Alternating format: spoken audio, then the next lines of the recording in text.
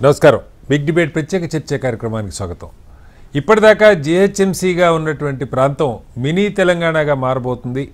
దాదాపు 4 రెట్ల అధిక విస్తీర్ణంతో హైదరాబాద్ మహానగరానికి ఆనుకుని ఉన్నటువంటి 20 మున్సిపాలిటీలు 7 కార్పొరేషన్లని జిహెచ్ఎంసీలు విలీనం చేయబోతూ ఉన్నారు. ఇప్పటిదాకా 8,000 కోట్లు ఉన్నటువంటి బడ్జెట్ 15,000 కోట్లకి చేరుతుందంటున్నారు. దాంతోపాటుగా జనాభా 1 కోటి పైగా ఉన్న మహానగరం ఇప్పుడు 2 కోట్ల జనాభాకి రీచ్ అవుతుంది. ప్రపంచంలోనే ఒక అతిపెద్ద నగరంగా హైదరాబాద్ మారబోతుందని చెప్తున్నారు. ఇది సాధ్యమా? ఇందులో ఉన్న సాధక బాధకాలు ఏంటి? ప్రభుత్వం ఆలోచన ఎందుకు చేస్తుంది? దాని మీద వాళ్ళు బిగ్ డిబేట్లో చర్చని చెప్పటం. చర్చలో మనతో పాటు గౌరీశంకర్ గారు సీనియర్ విశ్లేషకులు వారు మనతో ఉన్నారు. అలాగే వెంకట్ నాయక్ గారు కాంగ్రెస్ పార్టీ సీనియర్ నాయకులు ఉన్నారు. అలాగే డాక్టర్ నరేష్ గారు భారతీయ జనతా పార్టీ సీనియర్ నాయకులు కూడా జాయిన్ అవుతున్నారు. మరి కాసేపట్లో డాక్టర్ దత్తాత్రేయ గారు బీఆర్ఎస్ పార్టీ నాయకులు కూడా మనతో జాయిన్ అవుతారు. ముందుగా గౌరీశంకర్ గారు నమస్కారం. గౌరీశంకర్ గారు, మనకు తెలిసి ఎంసీహెచ్ ప్రాంతం ఉండేది, అది 100 డివిజన్లు ఉండే ఎంసీహెచ్ని నాకు గుర్తుండే 2008-9 ఆ టైంలో అనుకుంటా రాజశేఖర రెడ్డి గారి హయాంలో దాన్ని జిహెచ్ఎంసీగా మార్చారు. అప్పుడు కూడా చాలా విస్తృతంగా చర్చ జరిగింది. ఇన్ని సరౌండింగ్లో ఉన్న 10 మున్సిపాలిటీలను అప్పుడు కలిపారు. కలుపుతున్నప్పుడు మొత్తం హైదరాబాద్ని ఏం డిస్టర్బ్ చేయకుండా 100 డివిజన్లు అలాగే ఉంచి సరౌండింగ్ అన్నీ కలిపి ఒక 50 డివిజన్లు చేశారు. ఈ కారణంగా కొన్ని డివిజన్లు అంటే నేను ముందు డివిజన్ల లెక్కల్లో కొంత తర్వాత దీని సాధక బాధకాలు మాట్లాడదాం. ఆ రోజు అనుకున్నది కొన్ని డివిజన్లు ఏమో జనాభా 1,00,000 పైగా ఉన్నాయి. అప్పుడు కొన్ని డివిజన్లు 19,000, 30,000 కూడా ఉన్న పరిస్థితి అని చెప్పి చర్చ వచ్చింది. దానికి తోడు ఇంత పెద్ద నగరం 650 స్క్వేర్ కిలోమీటర్లు ఉండే నగరాన్ని ఒక కమిషనర్ ఏ రకంగా కోఆర్డినేట్ చేయగలుగుతారన్న చర్చ కూడా నడిచింది. అయితే ఇప్పుడు దానికి 4 రెట్లు దాదాపు ఓఆర్ఆర్ లోపల ప్రాంతం అంతా కూడా హైదరాబాద్ మహానగరంలో విలీనం చేయాలి. దీన్ని ఒక మినీ తెలంగాణగా దాదాపు సగం జనాభా తెలంగాణలో ఇందులో ఉండేట్టుగా చేయాలని ప్రభుత్వం ఆలోచన కనపడుతోంది. దీని మీద క్యాబినెట్ కూడా నిన్న స్థూలంగా ఒక నిర్ణయం తీసుకున్నట్టుగా అర్థమవుతోంది. ఏంటి అసలు దీని వెనక ఆలోచన ఏంటి? దీనివల్ల లాభాలు ఏంటి? మీకేమనిపిస్తుంది? నాకు ఫస్ట్ ఇంప్రెషన్ అంటే జనరల్లీ హైదరాబాద్ బ్రాండ్ ఇమేజ్ ని వాళ్ళు వాడుకోవాలని చూస్తున్నారు. అది బేసికలీ అదే ఇంటెన్షన్ ఉంది. అండ్ వాళ్ళు అన్నది ఏంటంటే డ్రామాటికల్లీ కానీ మంచి డెవలప్మెంట్, ఒక యూనిఫామ్ డెవలప్మెంట్ కావాలని చేస్తున్నారని కాదని అది కాని పని. అది అంటే ఇట్స్ నాట్ దట్ ఈజీ. ఇప్పుడు ఆల్రెడీ ఉన్న మున్సిపాలిటీస్ లోనే చూస్తా ఉన్నాం. ఇప్పుడు నేనే ఉన్నాను అనుకోండి, శర్లింగంపల్లిలో ఉన్నాను, గోపన్పల్లిలో ఉన్నాను. వాటికి డ్రైనేజ్ కనెక్షన్స్ లేవు. మున్సిపాలిటీలోనే మున్సిపల్ సెక్రటరీని వాళ్ళని అరవింద్ కుమార్ గారిని అడిగితే మాదే డబ్బులు లేవు, మీరే డబ్బులు ఉంటే ఈ డబ్బులు ఇస్తే మీరు ఇస్తే మేము చేసి పెడతాము, మాదే స్టాఫ్ లేరు అంటే ఓపెన్ గా చెప్పారు. మన జర్నలిస్ట్ కాలనీ ఫేజ్ 3 గోపన్పల్లి చెప్తున్నాను నేను. లాస్ట్ ఎగ్జామ్ ఇప్పటికీ బల్క్ సప్లై ఉంది. 60 ఎకరాల దోనానికి బల్క్ సప్లై, వాటర్ సప్లై చేస్తున్నారు.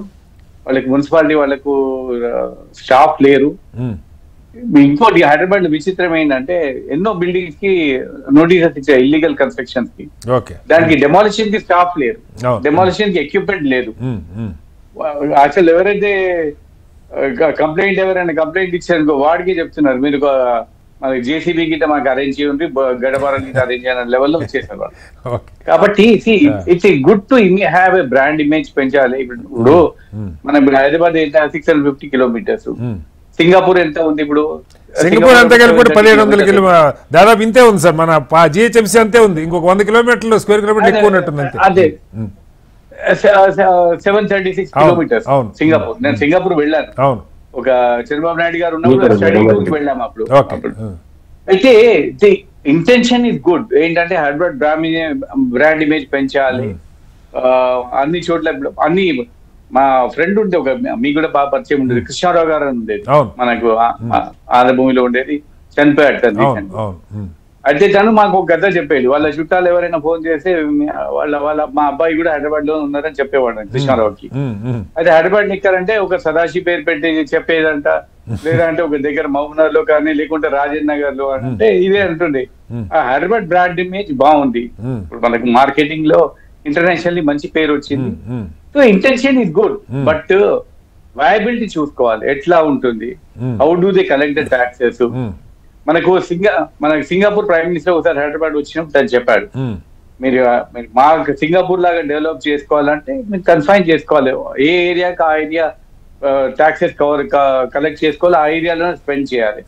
మీలాగా ఒక స్టేట్ వైడ్ ట్యాక్సెస్ హైదరాబాద్ లో ట్యాక్స్ కలెక్ట్ చేసుకొని బయట మీరు వేరే డిస్ట్రిక్ట్లలో స్పెండ్ చేయటం అది తప్పు, దాంతో డెవలప్ కాదు. సింగపూర్ అదొక idea. So this is intention is good. మన హైదరాబాద్ బ్రాండ్ మీద పెంచుకొని. కానీ అది కాదు గౌరీశంకర్ గారు, మనకి ఈ జిహెచ్ఎంసీ ఏర్పడినప్పుడు ఈ చర్చ నడిచింది. అప్పుడు కూడా ఇవే ఎగ్జాంపుల్స్ మనం కోట్ చేసుకున్నాం. ఉదాహరణకి ఢిల్లీ మహానగరం, నోయిడా సపరేట్ గా ఒక పెద్ద కార్పొరేషన్ గా ఉంది, బాంబే అనుకొని నవీ ముంబై ఉంది. అలా కాకుండా ఈ మొత్తం ఒకటే కార్పొరేషన్ చేయాలి అన్న ఆలోచన, అంటే ప్రభుత్వం బహుశా ఇప్పుడు కూడా ప్రభుత్వం 2 ఆలోచనలు ఉంటుంది. ఒకటే కార్పొరేషన్ చేయాలా, ఒక్క కార్పొరేషన్ కాదు సార్. ఇప్పుడు వాళ్ళు మర్జ్ చేశాక మళ్ళీ 4-5 కార్పొరేషన్ చేయాలని ఒక ప్రపోజల్ ఉందండి. ఇంతకు ముందే అడిగాను, అదే నేను అదే అనుకుంటున్నాను. మళ్ళీ దాన్ని సబ్ డివిజన్ చేయాలి, కొన్ని కార్పొరేషన్ చేయాలని. But ultimately they want to use the Hyderabad brand image వాడుకొని ప్రతి ఏరియా, ఇప్పుడు ఇంతకు ఆల్మోస్ట్ మనకి మహబూబ్నగర్ దాకా, సదాశివపేట దాకా, పటాన్ చెరు అన్ని హైదరాబాద్ కిందికే తేవాలి. ఇప్పుడు మనకి ఐఐటి హైదరాబాద్ ఎక్కడ ఉంది? ఐటీ సంగారెడ్డి కంది, కానీ హైదరాబాద్ ఐఐటి అని పెట్టుకున్నారు పేరు. ఇప్పుడు బ్రాండ్ దాన్ని వాడుకోవాలని, బ్రాండ్ ఇమేజ్ ఉంటే హైదరాబాద్ ఐఐటి అంటే కొన్ని పేరు ఉంటుంది.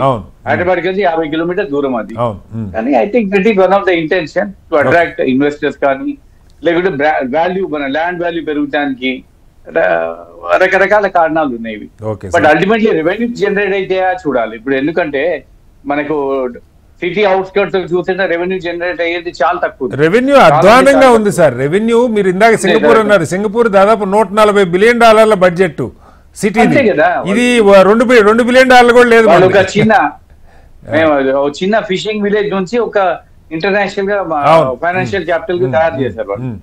కాబట్టి మన వాళ్ళు కూడా చేసే attempt is good, let them do it, చేసే బాగుంటాయి. కానీ మనకు రెవెన్యూస్ ఎట్లా రేపు పొద్దున జనరేట్ చేయాలంటే ఎట్లా, ట్యాక్సెస్ పే చేయగలరా జనాలు, అది చూసుకోవాలి మనం. రైట్ సార్, మళ్ళీ వస్తాను సార్ మీ దగ్గరికి. వెంకట్ నాయక్ గారు, ఇక్కడ 2 అంశాలండి. వారు అన్నట్టు హైదరాబాద్ బ్రాండ్ ఇమేజ్ పెరగాలని అందరం కోరుకుంటాం. గతంలో కూడా ఇలాంటి ప్రయత్నాలు, అది కూడా కాంగ్రెస్ హయాంలోనే జరిగినాయి. కాంగ్రెస్ హయాంలోనే జిహెచ్ఎంసీ కూడా ఏర్పడింది. ఒక 10 మున్సిపాలిటీలు కలిపారు. ఆల్మోస్ట్ అవి సిటీలో పూర్తిగా కలిసిపోయిన మున్సిపాలిటీలు. సరౌండింగ్ చుట్టూతో ఉన్న ఎల్బీ నగర్, ఉప్పల్ దగ్గర నుంచి మొదలు పెడితే రాజేంద్ర నగర్, శేర్లింగంపల్లి, కూకట్పల్లి, ఇట్లా అన్నీ కలిపి ఒక 10 మున్సిపాలిటీలు కలిపారు. అయితే ఇప్పుడు దానికి 4 రెట్లు పెద్దగా ఊహిస్తూ ఉన్నారు. దీనిలో మౌలిక వస్తువులు సార్ కీలకంగా, ఇప్పుడు బడ్జెట్ జిహెచ్ఎంసీ బడ్జెట్ 8,000 కోట్లు అంటున్నారు. ఇవాళ ఒక ప్రాజెక్ట్ 1 కిలోమీటర్ రోడ్డు వేయాలంటే 4,000 కోట్లు అనుకుంటాను సార్. 4,000 కోట్లు, 4,445 కోట్లు అనుకుంటాను. 4,445. ఇంకా తక్కువ నేను చెప్పింది దానికంటే 5,000 కోట్లు అంటున్నారు సార్. సుమారుగా రఫ్లీ 5,000 కోట్లు అనుకోండి. ఇవాళ హైదరాబాద్లో ఒక ప్రాజెక్ట్ ఏదైనా ఒకటి పెద్దది చేయాలంటే, ఒక 2 కిలోమీటర్ రోడ్డు వేయాలంటే 40-50 కోట్లు బడ్జెట్ అవసరం అవుతున్న పరిస్థితి. ఏమాత్రం ఆదాయం లేకుండా, ఇప్పుడే ఒకసారి చెప్పారు, బోల్డ్ అని ఎగ్జాంపుల్స్ చెప్పారు. ఆదాయం ఇంటి పన్నులు పెంచుతారా, కమర్షియల్ వాటిని ప్రాపర్గా పన్నులు పెంచకుండా దాన్ని సక్రమంగా అమలు చేసి ఆదాయాన్ని పెంచుకుంటారా? ఈ ఆదాయంతో అయితే ఏమాత్రం కూడా, ఇప్పుడు ఉన్న వాళ్ళే తీవ్రమైన వర్షాలు వస్తే 2 సెంటీమీటర్ల వర్షం వస్తే నగరం అల్లకల్లోలం అయిపోతున్న పరిస్థితి మనం చూస్తున్నాం వెంకట్ గారు. అయితే ఈ ఆలోచనకి తగ్గ ఆదాయం లేకుండా, ఆదాయాన్ని హైదరాబాద్కి రాష్ట్ర ఆదాయంలో భాగం ఇవ్వటం కానీ, లేదా హైదరాబాద్ సొంతగా తన ఆదాయాన్ని పెంచుకునే మార్గాలను విస్తృతంగా అన్వయించడం కానీ, ఇప్పటికే రియల్ ఎస్టేట్ అంటే ఒకటి గజం యావరేజ్గా చాలా చోట్ల, ఇంకా కొన్ని చోట్ల 70-80 వేల నుంచి ₹1,00,000 లోపు ఉంది సార్ యావరేజ్ జిహెచ్ఎంసీ పరిధిలో నాకు తెలిసి. ఇక ఈ సరౌండింగ్స్ కూడా దాదాపు 50,000 పైనే ఉంటుంది. ఇంత పెద్ద నగరాన్ని కలిపి ఈ మౌలిక వస్తువులు, రోడ్లు ఏంటి, డ్రైనేజ్ ఏంటి, లేకపోతే వాటర్ ఏంటి, కరెంట్ ఏంటి, ట్రాన్స్పోర్ట్ ఏంటి, వీటన్నిటికీ అంటే ప్రభుత్వం దగ్గర ఒక దీర్ఘకాలిక ప్రణాళిక ఉందా, లేదు పెద్దగా చెప్తే బాగుంటుందని అనుకుంటున్నారా? శ్రీనివాస్ గారు, మీకు ప్యానెల్లో ఉన్న గౌరీశంకర్ గారికి, దత్తన్నకి, అదే విధంగా మన నరేష్ గారికి నమస్కారం సార్. మంచి టాపిక్ తీసుకున్నారు. యాక్చువల్గా నిజంగా చెప్పాలంటే మంచి, అంటే హైదరాబాద్ లో ఉన్న నివసించే వాళ్లకు ఇది చాలా ఉపయోగపడుతుంది.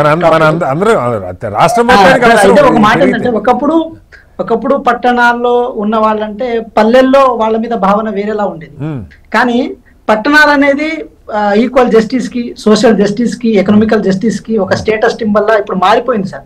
సో మారిపోయినప్పుడు కాలానుగుణంగా అక్కడ కులాంతరంగా, మతాంతరంగా, ప్రాంతీతానికి అతీతంగా బతకడానికి ఒక పట్టుకొమ్మల్లాగా పట్టణాలను చూస్తాం. హైదరాబాద్ అయితే ప్రధానమైన సిటీ. సో ఆ సోషల్ హార్మోనీ కానీ, ఆ రిలీజియస్ హార్మోనీ కానీ ఇప్పటికీ హైదరాబాద్ లో ఉంది. సార్ ఒక మాట ఏంటంటే, గౌరీశంకర్ గారు ఒక మాట అనుండే, ఎక్కడ ఉన్నారు హైదరాబాద్ లో అంటే, ఫర్ ఎగ్జాంపుల్ చెప్పాలంటే ఆదిబట్ల లాంటి ప్రాంతంలో ఉన్న హైదరాబాద్ లో ఉన్నట్టే, జడ్చర్ల లాంటి ప్రాంతం దగ్గర, షాద్నగర్ దగ్గర ఉన్నా కూడా హైదరాబాద్ లో ఉన్నట్టే చెప్పుకునే సందర్భాలు ఉంటాయి. సో ఆ సందర్భంలో ఉన్నాం కాబట్టి సార్. కానీ సేమ్ సిచ్యువేషన్ హైదరాబాద్ సెంటర్ లో ఉండే సిచ్యువేషన్ ఆదిబట్లలోనో, షాద్నగర్ లోనో ఉండదు సార్. కొంచెం తేడా ఉంటది, కొంచెం డిఫరెన్సెస్ ఉంటది. ఇక్కడ మీరు ప్రధానంగా అర్థం చేసుకోవాల్సింది ఏంటంటే, హైదరాబాద్ అనేది స్థానిక సంస్థల కిందకి రాదు సార్, అదొక స్థానిక ప్రభుత్వం. దాదాపు 1.5 జనాభా ఉన్న ఒక పెద్ద వ్యవస్థ sir. In case ring road లోపల కనుక అనుకుంటే మాత్రం 100% 1 జనాభా ఉంటుంది సార్. ఉన్నప్పుడు ఏకీకృతంగా కనుక ఉంటే, యాక్చువల్గా పంచాయత్ రాజ్ అనేది 73rd 74th కాన్స్టిట్యూషన్ అమెండ్మెంట్ ప్రకారం డీసెంట్రలైజేషన్ అనేది మెయిన్ పారామీటర్. కానీ హైదరాబాద్ విషయానికి వచ్చినప్పుడు ఏకీకృతమని ఎందుకు అంటున్నాం అంటే, ఏది డ్రైనేజ్ సిస్టమ్ కానీ, రోడ్ సిస్టమ్ కానీ, లేకపోతే మిగతా డెవలప్మెంట్ ఆస్పెక్ట్స్ కానీ, ఇవన్నీ యూనిటరీగా ఉన్నప్పుడు ఏమవుతుందంటే ఆటోమేటిక్ గా రెవెన్యూ జనరేషన్ కానీ, రెవెన్యూ డిస్ట్రిబ్యూషన్ కానీ, అది ఫిజికల్ కానీ, మానిటరీ కానీ, ఇవన్నీ ప్రాపర్ వేలో జరుగుతాయి అనేది ప్రధానమైన భావన సార్. సో ఆ భావన అనుకున్నప్పుడు ఎందుకు ఇన్ని మున్సిపాలిటీని దీంట్లో కలపడానికి ప్రధానమైన రీజన్ ఏంటంటే సార్, నిజంగా చెప్పాలంటే బల్దియా, ఏది హైదరాబాద్ బల్దియా, దాన్ని మనం బల్దియా అంటాం కదా. బల్దియా ఎంసీహెచ్ పాత మున్సిపల్ కార్పొరేషన్ హైదరాబాద్ అనేవాళ్ళు సార్. బల్దియా అనేది ఒక మంచి ఇంటిగ్రిటీ ఉన్న బాడీ సార్. అది ఎంత ఇంటిగ్రిటీ ఉన్న బాడీ అంటే సార్, గత 10 సంవత్సరాలుగా దాన్ని కొంచెం ఏది పల్సన చేసే ప్రయత్నం చేసిర్రు. కానీ బల్దియాని కనుక మనం కన్సాలిడేట్ చేసి, బల్దియాని కనుక స్ట్రెంథ్ కనుక మనం చేస్తే, ఆటోమేటిక్ గా రాష్ట్ర వ్యాప్తంగా ఉన్న చాలా డెవలప్మెంట్ ఆస్పెక్ట్ కి ఏది బల్దియా అనేది ఫైనాన్షియల్ రిసోర్స్ అవుతుంది సార్. మీరు ప్రధానంగా నా పాయింట్ అర్థం చేసుకోండి. కాదండి, ఇప్పుడు కూడా కాదు వెంకట్ గారు, ఇప్పుడు కూడా ఫైనాన్షియల్ రాష్ట్రానికి వచ్చే ఆదాయం అంతా హైదరాబాద్ నుంచి వస్తుంది, దానిలో సందేహం లేదు. కానీ మీరే చెప్పారు, ఇప్పుడు ఖైరతాబాద్ దగ్గర ఉన్న వాతావరణం కూకట్పల్లిలో ఉండదు, కూకట్పల్లిలో ఉన్న వాతావరణం లింగంపల్లిలో ఉండదు, లేకపోతే లింగంపల్లిలో ఉన్న వాతావరణం ఆదిబట్లో ఉండదు. ఇంకా మీరు తీసుకున్నవన్నీ వీటిలో చాలా వరకు సార్ 20 మున్సిపాలిటీలు, అవి కూడా గత 10 ఏళ్ళలో అయిన మున్సిపాలిటీలు. ఇంకొక 7 కార్పొరేషన్లు కూడా గత 10 ఏళ్ళు. అంతకుముందు ఇవన్నీ మున్సిపాలిటీలు కూడా కాదు నాకు తెలిసి. ఈవెన్ శేర్లింగపల్లి లాంటిది మొన్నటి దాకా ఒక్క టర్మ్ అది మున్సిపాలిటీకి ఉంది, పంచాయతీ నుంచి ఒక టర్మ్ మున్సిపాలిటీ అయింది, ఆ తర్వాత కార్పొరేషన్లో కలిసిపోయింది. సో అక్కడ డెవలప్మెంట్ ఈవెన్ పాత గతంలో కలిపిన 10 మున్సిపాలిటీల పరిధి జిహెచ్ఎంసీలో కలిపిన వాటిలో ఇంకా మౌలిక వస్తువులు ఆ స్థాయికి రాలా. కొన్ని చోట్ల వచ్చి ఉండొచ్చు కానీ చాలా చోట్ల రాలా. అలాంటిది ఇప్పుడు దీనికి 4 రెట్లు పెంచడంలో ఏ రకంగా దీన్ని, అంటే మీరు రేట్లు పెంచుతారు, ఉద్యోగులకు జీతాలు ఇస్తారని రాశారు, ఉద్యోగుల జీతాలు జిహెచ్ఎంసీతో సమానంగా ఇవ్వచ్చు, కానీ అక్కడ పన్నులు ప్రజలు కట్టే వాతావరణం, ఫెసిలిటీస్ లేకుండా పన్నులు బాస్తారా? ఏ రకంగా ముందుకెళ్ళిపోతున్నారు సార్? ఒక మాట ఏంటంటే, బల్దియా యొక్క పవర్ ని పెంచుతాం సార్. ఇప్పుడు కార్పొరేట్ స్థాయి ఉన్న వ్యక్తి రేపు ఏది జిహెచ్ఎంసీలో కనుక నిలబడాలంటే ఎమ్మెల్యే స్థాయికి మారాలి సార్. ఒక ఎమ్మెల్యేకు ఉన్న పవర్ తనకు ఉండాలి. దీనికేసి తన కింద ఒక 50,000 ఓట్లు ఉన్నాయనుకోండి మాట వరుసకి, ఆ 50,000 ఓట్లు అంటే ఈక్వల్ టు ఎమ్మెల్యే లాగా తను ఏది ఇది చేయాలి. ఏది ఫండ్ క్రియేట్ చేయడంలో, ఏది రిసోర్సెస్ క్రియేట్ చేయడంలో ఏది ఆయనకు పవర్ ఉండేటట్టు, అదే విధంగా రిసోర్సెస్ ని డిస్ట్రిబ్యూట్ చేసేటట్టు ఆయనకు పవర్ ఉండేటట్టు. ఒక వార్డుకి ఇన్ కేసు ఇప్పుడు మన జిహెచ్ఎంసీ వార్డ్ ఆఫీసర్ ఉన్నారు సార్, అతను గ్రూప్ 4 ఆఫీసరో లేకపోతే గ్రూప్ 2 ఆఫీసర్ మాక్సిమం లేరు. గ్రూప్ 4 ఆఫీసర్స్ ప్రమోషన్ కింద వస్తారు. ఒక వార్డ్ ఆఫీసర్ కనుక ఉండాలంటే మినిమం గ్రూప్ 2 ఆఫీసర్ గా రేంజ్ లో ఉండాలి. ఇప్పుడు మనకు ఏది మున్సిపల్ కమిషనర్ ఎట్లా ఉంటున్నాడో, మున్సిపల్ కమిషనర్ ఉన్న పవర్స్ ని ఒక వార్డుకి ఇచ్చేటట్టు కనుక చేస్తే మాత్రం, ఆ వార్డుని కనుక బేసిక్ పారామీటర్ ఏది ఒక డెవలప్మెంట్, దాంతో పాటు ఒక అడ్మినిస్ట్రేటివ్ పారామీటర్ గా దాన్ని మార్చేసారు 100%. ఏది రియల్ ఎస్టేట్ డెవలప్ అవుతుంది, దాంతో పాటు లైవ్లీహుడ్ పెరుగుతుంది, అదే విధంగా జనాభా విస్తరణ కూడా ప్రాపర్ వేలో పెరుగుతుంది సార్. ఇవన్నీ ప్రభుత్వం ముందు చూపుతో ఆలోచించగలిగింది కాబట్టి చేయగలిగింది సార్. ఇది కేవలం ఏదో ఏమంటారు రాజకీయంగా మేము ఏదో లబ్ధి పొందడం కోసం చేసిన ప్రక్రియ కాదు సార్. 100% ఏది జిహెచ్ఎంసీ మీద రోడ్ మ్యాప్ లేకపోవడం వల్ల ఈరోజు జిహెచ్ఎంసీలో ఏ ఇనిషియేటివ్ తీసుకురండి, సో ఆటోమేటిక్ గా ఒక సెక్షన్ ఆఫ్ పీపుల్ నేమో ఇంప్రెస్ చేసినట్టు ఉంటది, ఇంకో సెక్షన్ ఆఫ్ పీపుల్ ఆటోమేటిక్ గా ఎగెనిస్ట్ గా మారే ప్రయత్నం జరుగుతుంది. సో యూనిటరీలో కనుక దీన్ని తీసుకొస్తే ఏ అజెండా తీసుకున్నా కూడా ఆదిబట్టలో ఏ అజెండా ఉంటుందో పిర్జాదిగూడలో అదే ఉండాలి. పిర్జాదిగూడలో ఏదైతే అదే అజెండా ఉంటుందో అదే విధంగా మన కోంపల్లిలో కూడా. ఇప్పుడు కూడా కాదు వెంకట గారు, ఇప్పుడు కూడా దాన్ని దృష్టిలో పెట్టుకుని హెచ్ఎండిఏ పెట్టారు. హెచ్ఎండిఏ పరిధి ఇంకా ఇప్పుడు మీరు చెప్పిన మినీ తెలంగాణని మించి ఉంది. ఇది 6,700 కిలోమీటర్లు అయితే అది 7,000 నుంచి 10,000 కిలోమీటర్ల దాకా హెచ్ఎండిఏ కిందకి తెచ్చారు. ఆ పరిధిలో అపార్ట్మెంట్లు కట్టాలన్న దానికి ఒక మాస్టర్ ప్లాన్ ఉంది. సో ఓవరాల్ డెవలప్మెంట్ దృష్టిలో పెట్టుకుని ఒక బ్లూ ప్రింట్ ఉంది. అది కాకుండా ఇప్పుడు ఈ మొత్తాన్ని దగ్గర చేసే ప్రయత్నం అంటే పరిపాలన విభాగం కాదు కదా సార్. జిహెచ్ఎంసీ అనేది పరిపాలన విభాగం. హెచ్ఎండి అనేది అది అంటే ఒక సంస్థ, అది రెవెన్యూ జనరేట్ చేసే సంస్థ, దాంతోపాటు రెగ్యులరైజ్ చేసే సంస్థ. హెచ్ఎండిఏ లాగా మన హెచ్ఎండబ్ల్యూఎస్ వాటర్ మేనేజ్మెంట్ ఉంది, సీవేజ్ మేనేజ్మెంట్ ఉంది, దాంతోపాటు టౌన్ ప్లానింగ్, ఇలా చాలా డిపార్ట్మెంట్లు జిహెచ్ఎంసీకి అనుబంధంగా పనిచేస్తున్నాయి. సో జిహెచ్ఎంసీని ఎక్స్పాండ్ చేయడం ఏదైతే ఉందో ప్రధానమైన అజెండా ఏంటి సార్? ఇప్పుడు మీరు ప్రధానంగా గమనించండి, జిహెచ్ఎంసీని కనుక ఎక్స్పాండ్ చేస్తే హెచ్ఎండిఏకి కొంత వనరులు తగ్గే అవకాశం ఉన్నాయని కూడా ఒక స్పెక్యులేషన్స్ వస్తున్నాయి. జిహెచ్ఎంసీ అనేది ఏది జీవన ప్రమాణాల్లో మార్పులు రావాలి, హైదరాబాద్ మాస్టర్ ప్లాన్ అనేది క్లియర్ కట్ గా ఇంప్లిమెంట్ చేయాలి, పొల్యూషన్ ఫ్రీ హైదరాబాద్, డ్రైనేజ్ వ్యవస్థలో ఎటువంటి ఇబ్బంది లేకుండా హైదరాబాద్, అదేవిధంగా ఎంప్లాయ్మెంట్ విషయంలో ప్రాపర్ వేలో వచ్చేటట్టు హైదరాబాద్, అదేవిధంగా జనాభా ఏ విధంగా పెరిగినా కూడా అర్థవంతంగా పెరిగేటట్టు హైదరాబాద్ మార్చడం అనేది ఇది గవర్నమెంట్ దగ్గర ఉన్న పాలసీ. ఇంకా పాలసీ ఇంకా ఏది రూపు మీలాంటి పెద్దవాళ్ళు కనుక సలహాలు సూచనలు ఇలాంటి డిబేట్ల రూపంలో ఇస్తే మాత్రం 100% గవర్నమెంట్ కూడా ఇనిషియేటివ్ తీసుకుంటుంది. తప్పకుండా సార్, మళ్ళీ వస్తాను మీ దగ్గరికి. ఒకసారి దత్తాత్రేయ గారు,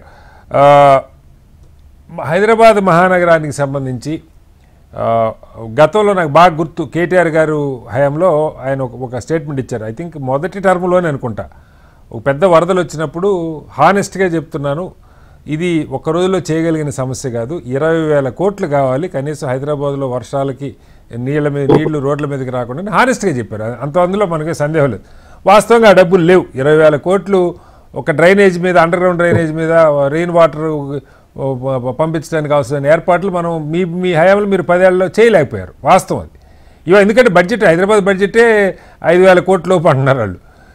ఈ ఆలోచన చూస్తేనేమో మనకి 1,00,000 కోట్లు కూడా సరిపోని ప్రణాళిక ఇది. అంటే ఇది డబ్బు రూపంలోనే చూడాలా, లేదు ఒక విజన్ ఇవ్వటం ద్వారా బెటర్ ఇంప్రూవ్మెంట్కి అవకాశం ఉంటుందనుకోవాలా? ఏంటి బీఆర్ఎస్ దీన్ని చాలా ఫండమెంటల్ తొలి అడిగే ఇది ఆలోచనే, బట్ ఎలా చూడాలి? గుడ్ ఈవినింగ్ కటారి గారు, మీకు ప్యానల్ ఉన్నటువంటి పెద్దలకు, మిత్రులకు, హెచ్ఎంటీ ప్రేక్షకులకు. ఇవాళ నేను ఎందుకు దీన్ని రేవంత్ రెడ్డి గారికి రాత్రి ఒక కళ వచ్చింది. ఆ కళని నిజం చేయడం కోసం ఎట్లాగైతే ఢిల్లీలో ఉన్నటువంటి క్యాపిటల్ సిటీని ఔరంగాబాద్ కు మార్చినట్టుకో లేకపోతే ఇంకో ప్రాంతానికి మార్చినట్టుగా మనం తుగ్లక్ పాలన అనేటువంటిది చూసినాం. రేవంత్ రెడ్డి గారి నిర్ణయం కూడా ఇది తుగ్లక్ నిర్ణయం అని చెప్తాం. ఎందుకంటే ఈ ప్రాంతంలో ఉన్నటువంటి ప్రజల అవసరాలు తీర్చడానికి ఆయనకు ప్రణాళిక అంటూ లేదు.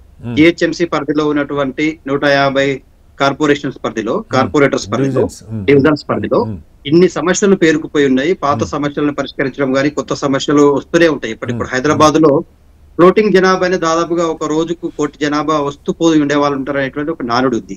ఓవరాల్ గా హైదరాబాద్ జనాభా ఇప్పుడు 1,45,00,000 గ్రేటర్ హైదరాబాద్ పరిధిలో. ఇది ఒకవేళ తాను ఇప్పుడు విలీనం చేయబోతుంది దాదాపుగా 4 పార్లమెంట్ స్థానాలు. ఇప్పుడు 2 పార్లమెంట్ స్థానాలు ఉంటే 4 పార్లమెంట్ స్థానాలకు అయిపోతుంది. 21 ఎమ్మెల్యే స్థానాలు అంటే అసెంబ్లీ స్థానాలు ఉంటే అవి 28కి చేరబోతా ఉన్నాయి. ఇప్పుడు ప్రస్తుతానికి హైదరాబాద్ పరిధిలో పెద్ద ఎత్తున ఒక జిల్లా ఉంది పూర్తి స్థాయిలో. దాన్ని ఇప్పుడు ఇంకో 4 జిల్లాలు కలిపితే 5 జిల్లాల పరిధికి విస్తరిస్తుంది. మండలాల విషయానికి వస్తే 36 మండలాలు ఉన్నాయి. దానికి 11 మండలాలు యాడ్ చేస్తే 47 మండలాల పరిధిలోకి పోతుంది. గ్రామాల విషయానికి వస్తే 299 గ్రామాలు జిహెచ్ఎంసీ పరిధిలో ఉన్నాయి. 12 గ్రామాలను యాడ్ చేసి 311 గ్రామాలు చేరబోతా ఉన్నాయి. సో ఇంత పెద్ద స్థాయిలో విలీనం చేయడం వెనకాల 2 అంశాలు దాగి ఉన్నాయి. రేవంత్ రెడ్డి గారి రియల్ ఎస్టేట్ ఎజెండా అనేటువంటిది దాగి ఉంది ఒకటి. ప్లస్ ఇంకోటి ఏంటంటే దీని వెనకాల భూదాహం. ఇవాళ హైదరాబాద్ అంటేనే భూ కేంద్రంగా రాజకీయాలు జరుగుతా ఉన్నాయి. రియల్ ఎస్టేట్ కు హబ్ గా హైదరాబాద్ కేంద్రీకృతమైంది. దీని వెనకాల ఇంకో నిర్ణయం కూడా మనం అదే కేబినెట్ మీటింగ్ లో ఒక నిర్ణయం చూస్తాం మనం. ఏ నిర్ణయం అది? ఇది హైదరాబాద్ గ్రేటర్ హైదరాబాద్ పరిధిలో ప్లస్ ఓఆర్ఆర్ పరిధిలో ఉన్నటువంటి ఇండస్ట్రియల్ కారిడార్ మొత్తాన్ని షిఫ్ట్ చేయబోతా ఉన్నాం అవుట్ సైడ్ దానికి ఎస్ఆర్ఓ రేట్ ప్రకారం 30% అనేటువంటిది డిసైడ్ చేయడం అనేటువంటిది ప్రభుత్వమే రేటు డిసైడ్ చేసి కేబినెట్ మీటింగ్ లో డిసైడ్ చేసి సందర్భాన్ని మనం చూసాం. సో ఇక్కడ ఏమంటున్నామంటే జనాభా దామాషా ప్రకారం వాళ్ళకి కావలసినటువంటి వసతులు ఏర్పాటు చేయకుండా, సౌకర్యాలు కల్పించకుండా మనం గతంలో చీరాల పేరాల ఉద్యమం అనేటువంటిది మనం చూసాం. చీరాల పేరాల ఉద్యమం ఏ విధంగా అయితే మున్సిపాలిటీగా మారితే అక్కడ శ్రీరామదండు ఏర్పాటై ఉద్యమాన్ని సృష్టించి మళ్ళీ వెనక్కి తీసుకునే పరిస్థితి మనం చూస్తాం. ఇవాళ కూడా గ్రేటర్ హైదరాబాద్ పరిధిలో భూ వ్యాపారం చేయాలనుకునే వాళ్ళు మాత్రం సమర్థించే నిర్ణయం అవుతుంది. మిగతా వర్గాలు, పేద వర్గాలు, అట్టడుగు వర్గాలు ఇవాళ ఈ నిర్ణయాన్ని వెనక్కి తీసుకోవాలనేటువంటి డిమాండ్ వెలువడుతూ ఉంటది. ఎందుకంటా ఉన్నామంటే కటారి గారు, జస్ట్ ఓటర్లని మనం క్యాల్కులేట్ చేసుకున్నా కూడా 98,74,000 ఓటర్లు జిహెచ్ఎంసీ పరిధిలో ఉంటే ఇప్పుడు 1,54,00,000 పరిధికి పెరుగుతుంది. దాని తర్వాత నీటి కనెక్షన్లు, వాటర్ కనెక్షన్స్ మనం మాట్లాడుకుంటే 11.12 లక్షల వాటర్ కనెక్షన్స్ ఉన్నాయి. ఇంకో 5.3 లక్షల కనెక్షన్స్ ఇస్తే 16 లక్షల కనెక్షన్లు ఏర్పడతాయి. ప్రభుత్వం కాదు సార్ దత్తాత్రేయ గారు, ప్రభుత్వం చెప్తున్న ఒక్క వెర్షన్ ఏంటంటే ఇది యూనిఫామ్ గా ఉండట్లేదు డెవలప్మెంట్. కొన్ని చోట్ల ఒకలాగా డెవలప్ అవుతుంది, కొన్ని చోట్ల ఒకలాగా డెవలప్ అవుతుంది, కొన్ని పల్లె ప్రాంతాల్లాగా అనిపిస్తూ ఉన్నాయి. లేదు అలాగే ఒక డ్రైనేజ్ లైన్ వేయాలి, ఈ మాస్టర్ ప్లాన్ దృష్టిలో పెట్టుకుంటే ఇంత పెద్ద నగరం కాబోతుంది అనుకుంటే దానికి తగ్గ ప్రణాళిక వేరే ఉంటుంది. అలా కాకుండా ఇప్పుడు ఉదాహరణకి అమీన్పూర్ ఉంది సార్, మీకు తెలుసు. అమీన్పూర్ ఒక మొన్నటిదాకా గ్రామ పంచాయతీ, అది 2-3 గ్రామ పంచాయతీలు పక్కపక్కన ఉండేవి. ఇవాళ కార్పొరేషన్ అసలు హైదరాబాద్లో కలిసిపోయింది.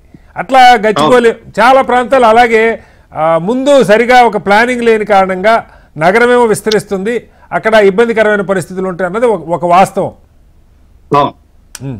అంటే నేనేమంటున్నా కటారి గారు, నగర విస్తీర్ణం జరగడం అనేటువంటిది హర్షించదగ్గ విషయమే. కానీ ఇప్పుడు ఒక ప్రణాళిక లేకుండా నేనేమంటున్నా అంటే దీని వెనకాల ఒక కాన్స్పిరసీ, ఒక కాన్ఫ్లిక్ట్ దాగి ఉంది. ఎందుకు కాన్స్పిరసీ అంటా ఉన్నామంటే ఇప్పుడు ఆ చుట్టుపక్కల ఉన్నటువంటి గ్రామాల ప్రజలు ఒక డిమాండ్ పెట్టలేదు, ఆ మండలాల ప్రజలు ఒక డిమాండ్ పెట్టలేదు, ప్రజల నుంచి స్వచ్ఛందంగా ఒక డిమాండ్ రాలేదు. Greater Hyderabad outer ring road అనేటువంటి ఒక క్రైటీరియాగా తీసుకోవడానికి ఏ ప్రాతిపదికన తీసుకున్నారనేటువంటిది ప్రభుత్వం దగ్గర జవాబు లేదు. కానీ మేము మాత్రం ఇప్పుడు 27 మున్సిపాలిటీలను, దాదాపుగా హైదరాబాద్ పరిధిలో 4 నగరపాలక సంస్థలు, రిమైనింగ్ మున్సిపాలిటీలు, రంగారెడ్డి పరిధిలో ఒక 3 నగరపాలక సంస్థలు, రిమైనింగ్ మున్సిపాలిటీలు, ఓవరాల్ గా కలుపుకుంటే 27 మున్సిపల్ కార్పొరేషన్స్ కావచ్చు, నగర సంస్థలు కావచ్చు, అన్నిటిని కలిపి చేస్తున్నాం అంటున్నారు. ఈ కార్పొరేషన్స్ నుంచి, ఈ నగరపాలక సంస్థల నుంచి ఒక్క విన్నపం ప్రభుత్వానికి వచ్చిందా మమ్మల్ని జిహెచ్ఎంసీలో కలపమని? ఏ ఒక్క పేదవాడైనా వెళ్ళి నాకు ఇక్కడ 100 గజాల స్థలం ఉంది సార్, మీరు జిహెచ్ఎంసీలో కలిపితే అది 2,000 కోట్లు బలుకుతుంది, 4,000 కోట్లు బలుకుతుంది అని ఆశపడి అడిగాడా? ఇలాంటివి ఏమీ లేకుండా, ప్రజల నుంచి డిమాండ్ లేకుండా, ప్రభుత్వ యొక్క అత్యుత్సాహం దేనికోసము అంటే పరిధిలో ఉన్నటువంటి భూములకు లేని రేట్లను ఆపాదించడం కోసం. ఫ్యూచర్ సిటీ పేరు మీద జరుగుతున్న డ్రామా ఒకవైపు, దానికి ప్రజల నుంచి ఎలాంటి స్పందన లేదు, ఫ్యూచర్ సిటీకి స్పందన లేదు. కాబట్టి ఈ జిహెచ్ఎంసీ పరిధిలో ఉన్నటువంటి నగరాన్ని విస్తరణ చేస్తే ఫిబ్రవరితో ఈ జిహెచ్ఎంసీ యొక్క ఎన్నికల సమయం ముగిసిపోతుంది, వాళ్ళ యొక్క కాల పరిమితి. సో ఫిబ్రవరి తర్వాత ఎన్నికలు పెట్టాలంటే దానికి ఒక 6 నెలల కాలానికి లాగాలి, 6 నెలల తర్వాత ఎన్నికలు నిర్వహించుకోవాలి. ఇమీడియట్ కూడదంటే ఇది తతంగం పెట్టుకున్నాడు ఇప్పుడు. పోనీ ఇంకోటి ఏమంటున్నానంటే, ఒక ప్రణాళికాబద్ధమైనటువంటి యాక్షన్ ప్లాన్ లేకుండా ఏ నిర్ణయం తీసుకున్నా అది విఫలమవుతుంది. మేము గ్రేటర్ హైదరాబాద్ మీద, జిహెచ్ఎంసీ మీద దాదాపుగా 1,87,000 కోట్లు ఖర్చు పెట్టినాం కటారి గారు. స్ట్రాటజిక్ నాలా డెవలప్మెంట్ విషయంలో కావచ్చు, స్ట్రాటజిక్ రోడ్స్ డెవలప్మెంట్ విషయంలో కావచ్చు, అండర్ బ్రిడ్జ్లు కావచ్చు, రోడ్స్ కావచ్చు, మనం కమాండ్ కంట్రోల్ నిర్మాణం కావచ్చు, తర్వాత సెక్రటరీ నిర్మాణం కావచ్చు, అమర జ్యోతి కావచ్చు, ఇట్లా అంటే డెవలప్మెంట్ యాక్టివిటీస్ లో భాగంగా హైదరాబాద్ లో ఎగ్జిస్టింగ్ పార్కుల్లో ఓపెన్ జిమ్లు ఏర్పాటు కావచ్చు, బస్తీ దవాఖానాలు కావచ్చు, చెప్పుకుంటూ పోతే మీరు చూడండి, ఫిర్యాది కూడా చూడండి, మీరు దమ్మాయి కూడా చూడండి, జవహర్ నగర్ చూడండి, ఆ ప్రాంతంలో ఉన్నటువంటి రోడ్లు ఏ స్థాయికి వచ్చాయి, ఏ స్థాయిలో మనము ఎలక్ట్రిసిటీ కనెక్షన్స్ ఇచ్చాము, ఆ ప్రజల యొక్క జీవన ప్రమాణాలు పెంచడానికి ప్రతి నెల 20,000 లీటర్ల ఉచిత నీరు ఇవ్వడం. వాళ్ళకు అంటే సమ్మిళితమైనటువంటి డెవలప్మెంట్ లో భాగంగా వాళ్ళ ఓవరాల్ డెవలప్మెంట్ ప్రిఫరెన్స్ ఇచ్చాము. హ్యూమన్ డెవలప్మెంట్ ఇండెక్స్ లో భాగంగా వాళ్ళ ఆరోగ్యాన్ని కన్సిడర్ చేశాము. వాళ్ళకు కల్పించాల్సినటువంటి మంచి నీరు, సురక్షితమైనటువంటి నీరు ఇచ్చాము, నాణ్యమైనటువంటి విద్యుత్తునిచ్చాము. వాళ్ళకి ఏ సౌకర్యం లోటు లేకుండా మాతో అయినంత వరకు, అంటే విదిన్ ద లిమిట్స్. ఇప్పుడు గౌరీశంకర్ గారు సార్ చెప్పారు చాలా. ఇప్పుడు బడ్జెట్ అనేటువంటిది జిహెచ్ఎంసీ పరిధిలో ఉండేది కేవలం 8,000 కోట్లేనండి. 8,000 కోట్లలో ఈ విస్తీర్ణ పరిధిని పెరుగుతున్నప్పుడు బడ్జెట్ పైన ఒక ప్రణాళిక లేదు. మన మొత్తం తెలంగాణ రాష్ట్ర బడ్జెట్ 2,75,00,000 లాస్ట్ బడ్జెట్. హైదరాబాద్ పరిధిలో ఉన్న బడ్జెట్ చూడండి 2,75,00,000 కోట్లు, 75 లక్షలు అంతే. 2,75,00,000 కోట్లు, 75,75,000 అంతే కదా సార్, 2 లక్షల చిల్లరనే కదా. మరి ఇప్పుడు దీని విషయంలో ఏం ప్లాన్ ఆఫ్ యాక్షన్ ఉంది వాళ్ళకి, ఎలాంటి ఉంది అనేటువంటిది లేదు కదా. Zero plan of action, but implementation we're going to implement. Right sir, మళ్ళీ వస్తాను మీ దగ్గర దత్తాత్రేయ గారు. నరేష్ గారు, చాలా కాలంగా నగరాన్ని చూస్తున్నారు, నగరవాసులు మీరంతా. అంటే ఈ ఆలోచన ఇప్పుడు ఉదాహరణకి శేర్లింగపల్లి, మీరు శేర్లింగపల్లిలో ఉంటారు, అది గ్రామ పంచాయతీ ఉన్నప్పటి నుంచి మీకు ఐడియా ఉంది. మున్సిపాలిటీ అయింది, ఆ తర్వాత నాకు తెలిసి ఒక్క టర్మే ఉన్నట్టుంది మున్సిపాలిటీ, ఆ తర్వాత జిహెచ్ఎంసీలో కలిసిపోయింది. సో అప్పటికి ఇప్పటికి అక్కడ మార్పులు, భూముల ధరలు పెరిగినాయి, మౌలిక వస్తువులు ఏమేరకు పెరిగినాయి. సరే, హైటెక్ సిటీ దగ్గర గచ్చిబౌలి లో అక్కడ ఉండటం కారణంగా ఇప్పుడు ఒక్కోటి 50 అంతస్తులు 60 అంతస్తులు బిల్డింగ్లు వస్తూ ఉన్నాయి. కానీ మౌలిక వస్తువులు ఒకప్పటితో పోల్చుకుంటే ఎలా ఇంప్రూవ్ అవుతా ఉన్నాయి నగరంలో కలవటం వల్ల? ఏంటి మీ ఎక్స్పీరియన్స్ ఏంటి? ఇప్పుడు అందరికి గుడ్ ఈవినింగ్ అండి. ఒకటి, భారతీయ జనతా పార్టీకి ఈ దేశంలో మహానగరాల మీద ఒక క్లారిటీ ఉంది క్లియర్ గా. సో అదే ఆ క్లారిటీలో హైదరాబాద్ మీద కూడా మాకు చాలా స్పష్టమైన క్లారిటీ ఉన్నది క్లియర్ గా. దాని అభివృద్ధికి మేము అనుకూలం. ఏ ప్రభుత్వం, ప్రాంతీయ పార్టీలు ఎక్కడ ఎవరు అధికారంలో ఉన్నా, లేకపోతే కాంగ్రెస్ పార్టీ ఉన్నా కానీ రాజకీయాలకు అతీతంగా దేశ అభివృద్ధిలో భాగం కాబట్టి ఒక ప్రాంతం అభివృద్ధి చెందడం అనేది. సో జిహెచ్ఎంసీని మెగా జిహెచ్ఎంసీ అని చెప్పడం, దాన్ని సరే పాజిటివ్ వేలో నెగిటివ్ రెండు కూడా మనం డిస్కస్ చేసుకుందామండి. ఒక 3-4 నిమిషాలు నాకు డిస్టర్బ్ చేసి చెప్తాను. సో ప్యానలిస్ట్ అందరూ మాట్లాడారు. నేను నా చిన్నతనం కుకట్పల్లి మున్సిపల్లో ఉన్నాను. అదే అక్కడ కూడా మా నాన్న షేర్లింగంపల్లి మున్సిపల్, కుకట్పల్లి మున్సిపల్లో లోకల్ గా కాంట్రాక్ట్లు అవన్నీ చేసేవాడు, సిసి రోడ్లు అవన్నీ కూడా. అంటే దగ్గరుండి మట్టి రోడ్ల నుంచి ఇవన్నీ కూడా చూడడం జరిగింది. సరే, ఆ వ్యవస్థలో జిహెచ్ఎంసీ అయినప్పుడు అలా చాలా మంది కూడా కొంతమంది ఆబ్జెక్ట్ చేశారు, లోకల్ మున్సిపాలిటీలు కొన్ని వ్యతిరేకించినాయి. కానీ రాజశేఖర రెడ్డి గారు ఆ రోజు గ్రేటర్ హైదరాబాద్ మున్సిపల్ కార్పొరేషన్ చేశాడు జిహెచ్ఎంసీ నుంచి. చేసిన తర్వాత అక్కడ ఒక కోణంలో అన్యాయం చేయడం జరిగింది కార్పొరేటర్లకు సంబంధించి. సో ఓల్డ్ సిటీలో దుర్మార్గమైన విషయం ఏంటంటే 15,000 20,000 మధ్య నుంచి మొదలు పెట్టాడు, 30,000 లోపు క్లోజ్ చేసేసాడు. సో మన దగ్గరకు వస్తానికే 50,000 నుంచి మొదలు పెట్టి 70,000 లక్ష వరకు. అంటే అప్పుడు జరిగింది ఏంటంటే సార్, మీకు గుర్తుంటుంది, ఎంసీహెచ్ పరిధిలో ఉన్న 100 డివిజన్లు టచ్ చేయాల, అవి అలాగే ఉంచి సరౌండింగ్ లో కలిపిన 10 మున్సిపాలిటీలు 50 డివిజన్లు చేశారు. అది పూర్తిగా తప్పది చాలా. ఎందుకంటే నీకు నిజంగా మరి 15,000 సికింద్రాబాద్ లో లేవెందుకు? ఆ సికింద్రాబాద్ పార్లమెంట్ లో 15,000-20,000 మధ్యన కార్పొరేటర్ లేరు కదండి. లక్ష ఓట్లు ఒక్కొక్క డివిజన్. ఓల్డ్ సిటీ సార్, నేను అందుకే నేను చాలా స్పష్టంగా I have the clear idea regarding this దీనికి సంబంధించి. సో వాస్తవానికి అంటే ఇక్కడ మేయర్ అనేవాడు గెలిస్తే అయితే కాంగ్రెస్ సపోర్ట్ తోటి ఎంఐఎం అంటే ఎంఐఎం రావాలి, లేకపోతే ఎంఐఎం సపోర్ట్ తోటి కాంగ్రెస్ అన్న రావాలి. సో వాళ్ళకి అనుకూలంగా ఇప్పుడు మన జూబ్లీహిల్స్ చూస్తే కూడా జూబ్లీహిల్స్ లేని జూబ్లీహిల్స్ కాన్స్టెన్సీ అర్థమైందండి. సో ఏ విధంగా కుకట్పల్లి సగం ఊరిని షేర్లింగంపల్లి ఏ విధంగా చేసిరు, దాని తర్వాత కుకట్పల్లి కాన్స్టెన్సీ ఎట్లా చేసిరు అని కూడా మనకు తెలుసు సీనా. సో ఈ రాజకీయాలకు తావు లేకుండా రేవంత్ రెడ్డి గారు గవర్నమెంట్ నిజంగా కూడా అభివృద్ధిలో భాగస్వామి అయి, సరే హైదరాబాద్ ఎందుకంటే భారతదేశంలో పెద్ద నగరంగా విస్తరిస్తే, ఎందుకంటే మనందరికి తెలిసిన విషయం, ఈ రోజు ప్యానలిస్టులు మాట్లాడిందని కదా, కానీ the most beautiful city in the world Hyderabad. Not in I'm not saying Hyderabad భారతదేశంలో కాదు. సో ఇక్కడ గొప్పతనం ఏంటంటే, ఎందుకంటే నేను తెలంగాణ ఉద్యమంలో చాలా కీలకంగా నేను పాల్గొన్నోని, ఈ గొప్పతనం ఏంటంటే ఏ దేశ ప్రజలైనా ప్రపంచంలో ఎవడొచ్చినా కానీ మనం ఇక్కడ అడ్జస్ట్ అకామిడేట్ చేసుకోగలుగుతాం, అందరితో కలిసిపోగలుగుతాం. అందుకే ఈ రోజు ఇక్కడ నవాబులు అనేళ్ళు ఇక్కడ పరిపాలించారు. ఇప్పుడు రకరకాల రాజులు ఇక్కడ ఎందుకు పరిపాలించారు, ఎందుకు ఇక్కడ డిస్టర్బెన్స్ ఎక్కువ కాలేదంటే అదే దాని ఉద్దేశం అది. సో ప్రజలు చాలా సౌమ్యులు, ఎవడొచ్చి కులాలకు అతీతంగా మతాలకు అతీతంగా ఇక్కడ ఒక దేశభక్తితో కలిగిన ప్రజలు ఎక్కువ ఉండడం మాటకు వాస్తవం. నేను ఇక్కడ కాంగ్రెస్ పార్టీ రేవంత్ రెడ్డి గారు నిజంగా సరే 3 కార్పొరేషన్లు చేస్తారా, దాన్ని 2 చేస్తాడా, చేస్తే డెఫినెట్ గా ఏదైతే నెగిటివ్ ఇంటెన్షన్ లేకుండా అన్ని సమానంగా విభజించాలి, ఫండ్స్ కూడా సమానంగా ఉండాలి. ఫర్ ఎగ్జాంపుల్ ఈ మధ్యన గత 6 నెలల క్రితం ఈ కాంగ్రెస్ ప్రభుత్వము కొన్ని మున్సిపాలిటీ చేసింది. మన దగ్గర మేడ్చల్లో ఎల్లంపేట మున్సిపాలిటీ, ఇక్కడ చేవెళ్ళ, ఇవన్నీ మీరు నమ్ముతారో నమ్మరో, నేను ఎల్లంపేట మున్సిపాలిటీకి వెళ్ళాము, ఎంపీ గారితో మా ఈటల రాజేందర్ గారికి ఫోన్ చేశాను. ఇప్పుడు మా దగ్గర ఈ మున్సిపల్ అక్కడ పక్క ఒక ఊరి వాటర్ సంబంధించి మా పొలాలకే వెళ్తున్నాయి. ఈ పొలాలకి వస్తున్నాయి. రైతులందరూ పోయి అక్కడ ఎంపీ దగ్గరతో మాట్లాడితే, ఎంపీ గారు మాట్లాడితే, సార్ అసలు మాకు ఇంజనీర్లు వేయలేదు సార్ ఇంతవరకు. ఇది 5 నెలల క్రితం, లాస్ట్ నెల ఇంజనీర్లు వచ్చారు. అంటే లాస్ట్ 5-6 నెలల నుంచి మున్సిపాలిటీ పెట్టారు, కానీ దానికి ఫండ్ లేదు, వాళ్ళకి చైర్ లేదు, దానికి వ్యవస్థనే లేదు. సో ఎంపీ గారు అది ఎట్లన్నాయా, ఇట్లయితే రైతులు చేసుకునే పొలంలో డ్రైనేజ్ వాటర్ వస్తే దానికి వ్యవస్థ ఉండాలి కదా, కావాలంటే నా పార్టీ మా ఎంపీ ఫండ్కి వెళ్ళి అందిస్తాము, అది చేయండి అంటే ఎస్టిమేషన్ చేయడానికి ఎంప్లాయీస్ కూడా లేరు. కానీ మన రేవంత్ రెడ్డి గారు ఏం చేశారు, చాలా గొప్పగా కొన్ని మున్సిపాలిటీలు చేసిండు. సో దీని వల్ల గ్రామ పంచాయతీ వ్యవస్థ నడిచినంత కూడా ఈ రోజు మున్సిపల్ వ్యవస్థ నడవట్లేదు. ఇలాంటి సంఘటనలు మనం చాలా ఫేస్ చేసాం.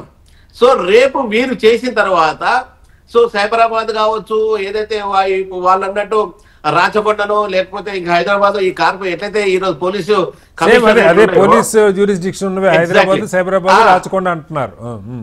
ఈ పోలీస్ కమిషనరేట్ లో ఏవైతే ఉన్నాయో దీని ప్రకారంగా రేపు మున్సిపల్ చేస్తే దాని ప్రకారంగానే ఆ బడ్జెట్ లో అవన్నీ ఇవ్వచ్చే కెపాసిటీ ఉండాలి. సో గతంలో ఇంతకుముందు మీరు డిస్కషన్ వచ్చినప్పుడు నేను చాలా మీరు మాట్లాడుతున్నప్పుడు నేను విన్నా, కేటీఆర్ గారు చాలా గొప్పగా 20,000 కోట్లు కావాలి డ్రైనేజ్ కోసం అంటే, ఉన్న డబ్బులన్నీ వాళ్ళ 1,00,000 కోట్లు తీసుకుపోయి కాలేజ్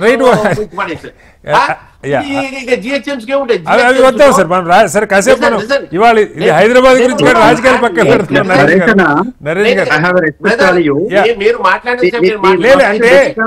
మీరు నోట్ చేసుకోండి.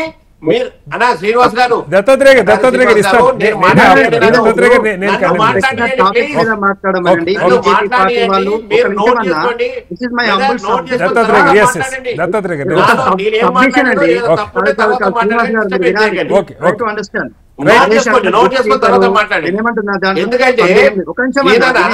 దత్తాత్రేయ గారు ఒక్క సెకండ్ మీరు ఆగండి, నేను వస్తాను, మిమ్మల్ని అడుగుతాను.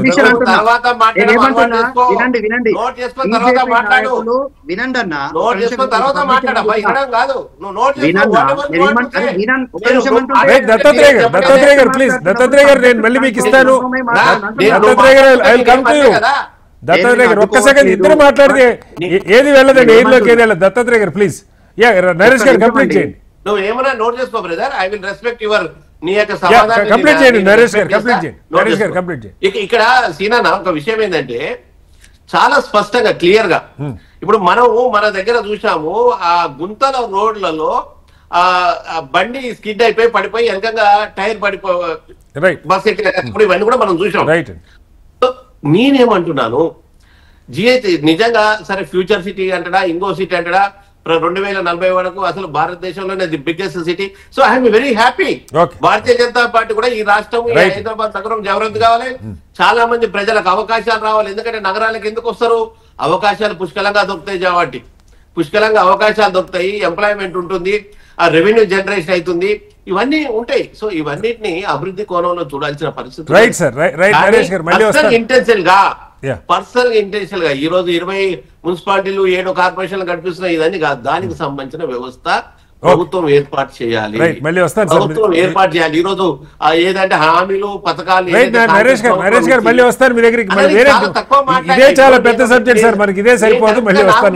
మాట్లాడలే నేను. నరేష్ గారు మళ్ళీ వస్తాను, మళ్ళీ ఇస్తాను మీకు ప్లీజ్. ఒకసారి గౌరీశంకర్ గారు, ఇక్కడ హైదరాబాద్ నగరం అనేసరికి మనకి అంతకుముందు ఏదో ఆంధ్ర ప్రాంతం నుంచి వస్తే, ఇవాళ ఆంధ్ర ప్రాంతం లేదా కర్ణాటక నుంచి అని కాదు, చాలా ఉత్తరాది రాష్ట్రాల నుంచి కూడా ఒక్కసారి ఇక్కడ అది ఐటీ రంగం అనుకోండి, ఫార్మా అనుకోండి, ఇంకొక దానిలో అనుకోండి, జాబ్ మీద వచ్చిన వాళ్ళు కూడా గతంలో వెనక్కి వెళ్ళిపోయేవాళ్ళు, ఏదో కొన్నాళ్ళు చేసుకొని ట్రాన్స్ఫర్ పెట్టుకు. ఇప్పుడు అట్లా కాకుండా లివింగ్ కండిషన్స్ అనుకోండి, కాస్ట్ ఆఫ్ లివింగ్ అనుకోండి, లేదా వాతావరణం అనుకోండి, ఇక్కడ సెటిల్ అయిపోవడానికి మీకు అసలు కొన్ని గేటెడ్ కమ్యూనిటీస్లోకి వెళ్తే తెలుగు వాళ్ళు మైనారిటీలో ఉంటారు. అంటే అంతగా డెవలప్ అవుతుంది సార్, అది మంచిదే, మనం దాన్ని తప్పటక్కర్లేదు, కావాలి కూడా. సో వీటిని దృష్టిలో పెట్టుకొని ప్రభుత్వం బ్రాడ్గా ఈ ఒక్కటే కార్పొరేషన్ అవుతుందా, ఒక 3-4 కార్పొరేషన్స్కి భారీగా చేసి ఓవరాల్గా ఒక ఫ్రేమ్వర్క్, ఈ ఫ్రేమ్వర్క్లో ఇప్పుడు లైక్ మన హెచ్ఎండిఏ లాగా అలా చేసుకుంటూ ముందుకెళ్తారా? మీకేమనిపిస్తుంది గౌరీశంకర్ గారు? అంటే నాకు ఉన్న ఇన్ఫర్మేషన్ బట్టి నేను అంటే డిబేట్ ముందు రాకముందు కొంతమంది బాబాతో మాట్లాడితే దాన్ని మళ్ళీ సబ్ డివిజన్ చేద్దామని ఒక ప్రపోజల్ ఉంది. ఇంత పెద్దది, quite big, almost 600 square kilometres అవుతుంది. 650 స్క్వేర్ కిలోమీటర్ ఆల్రెడీ ఉంది జిహెచ్ఎంసీ. 1000 కిలోమీటర్ దాటిపోతుంది. 2700 స్క్వేర్ కిలోమీటర్స్ చాలా పెద్దగా అయిపోతుంది, చాలా పెద్దగా అయిపోతుంది. ఇప్పుడు మాల్దీవ్స్ లాగా ఒక దేశమే 300 కిలోమీటర్ స్క్వేర్ కిలోమీటర్స్ ఉంది. సింగపూర్ 730 కిలోమీటర్స్ ఉంది. చిన్నగా ఉంటే మేనేజ్ చేయవచ్చు అన్నట్టు. ఇప్పుడు తను సబ్ డివిజన్ చేసి రేపొద్దున కార్పొరేషన్ చేస్తారా ఏం చేస్తారో చూడాలి. బట్ జనరల్లీ ఏంటంటే అలాంగ్ విత్ ఇంతకుముందు మన వ్యక్తులు చెప్తున్నట్టు మీరు ప్లాన్ విచారం చేయాలి, గ్రేటర్ హైదరాబాద్ సిటీ వేయాలని కరెక్టే, కానీ at the same time infrastructure కూడా డెవలప్ చేసుకోవాలి. స్టాఫ్ ఉండాలి, లోకల్ గా రెవెన్యూ ఉండాలి. నాకు ఇప్పటికీ గుర్తుంది, సింగపూర్ ప్రైమ్ మినిస్టర్ ఒక స్పీచ్ లో చెప్పాడు, అంటే how do you develop the cities అని అన్నప్పుడు లీవ్ అండ్ క్యూ తను చెప్పాడు.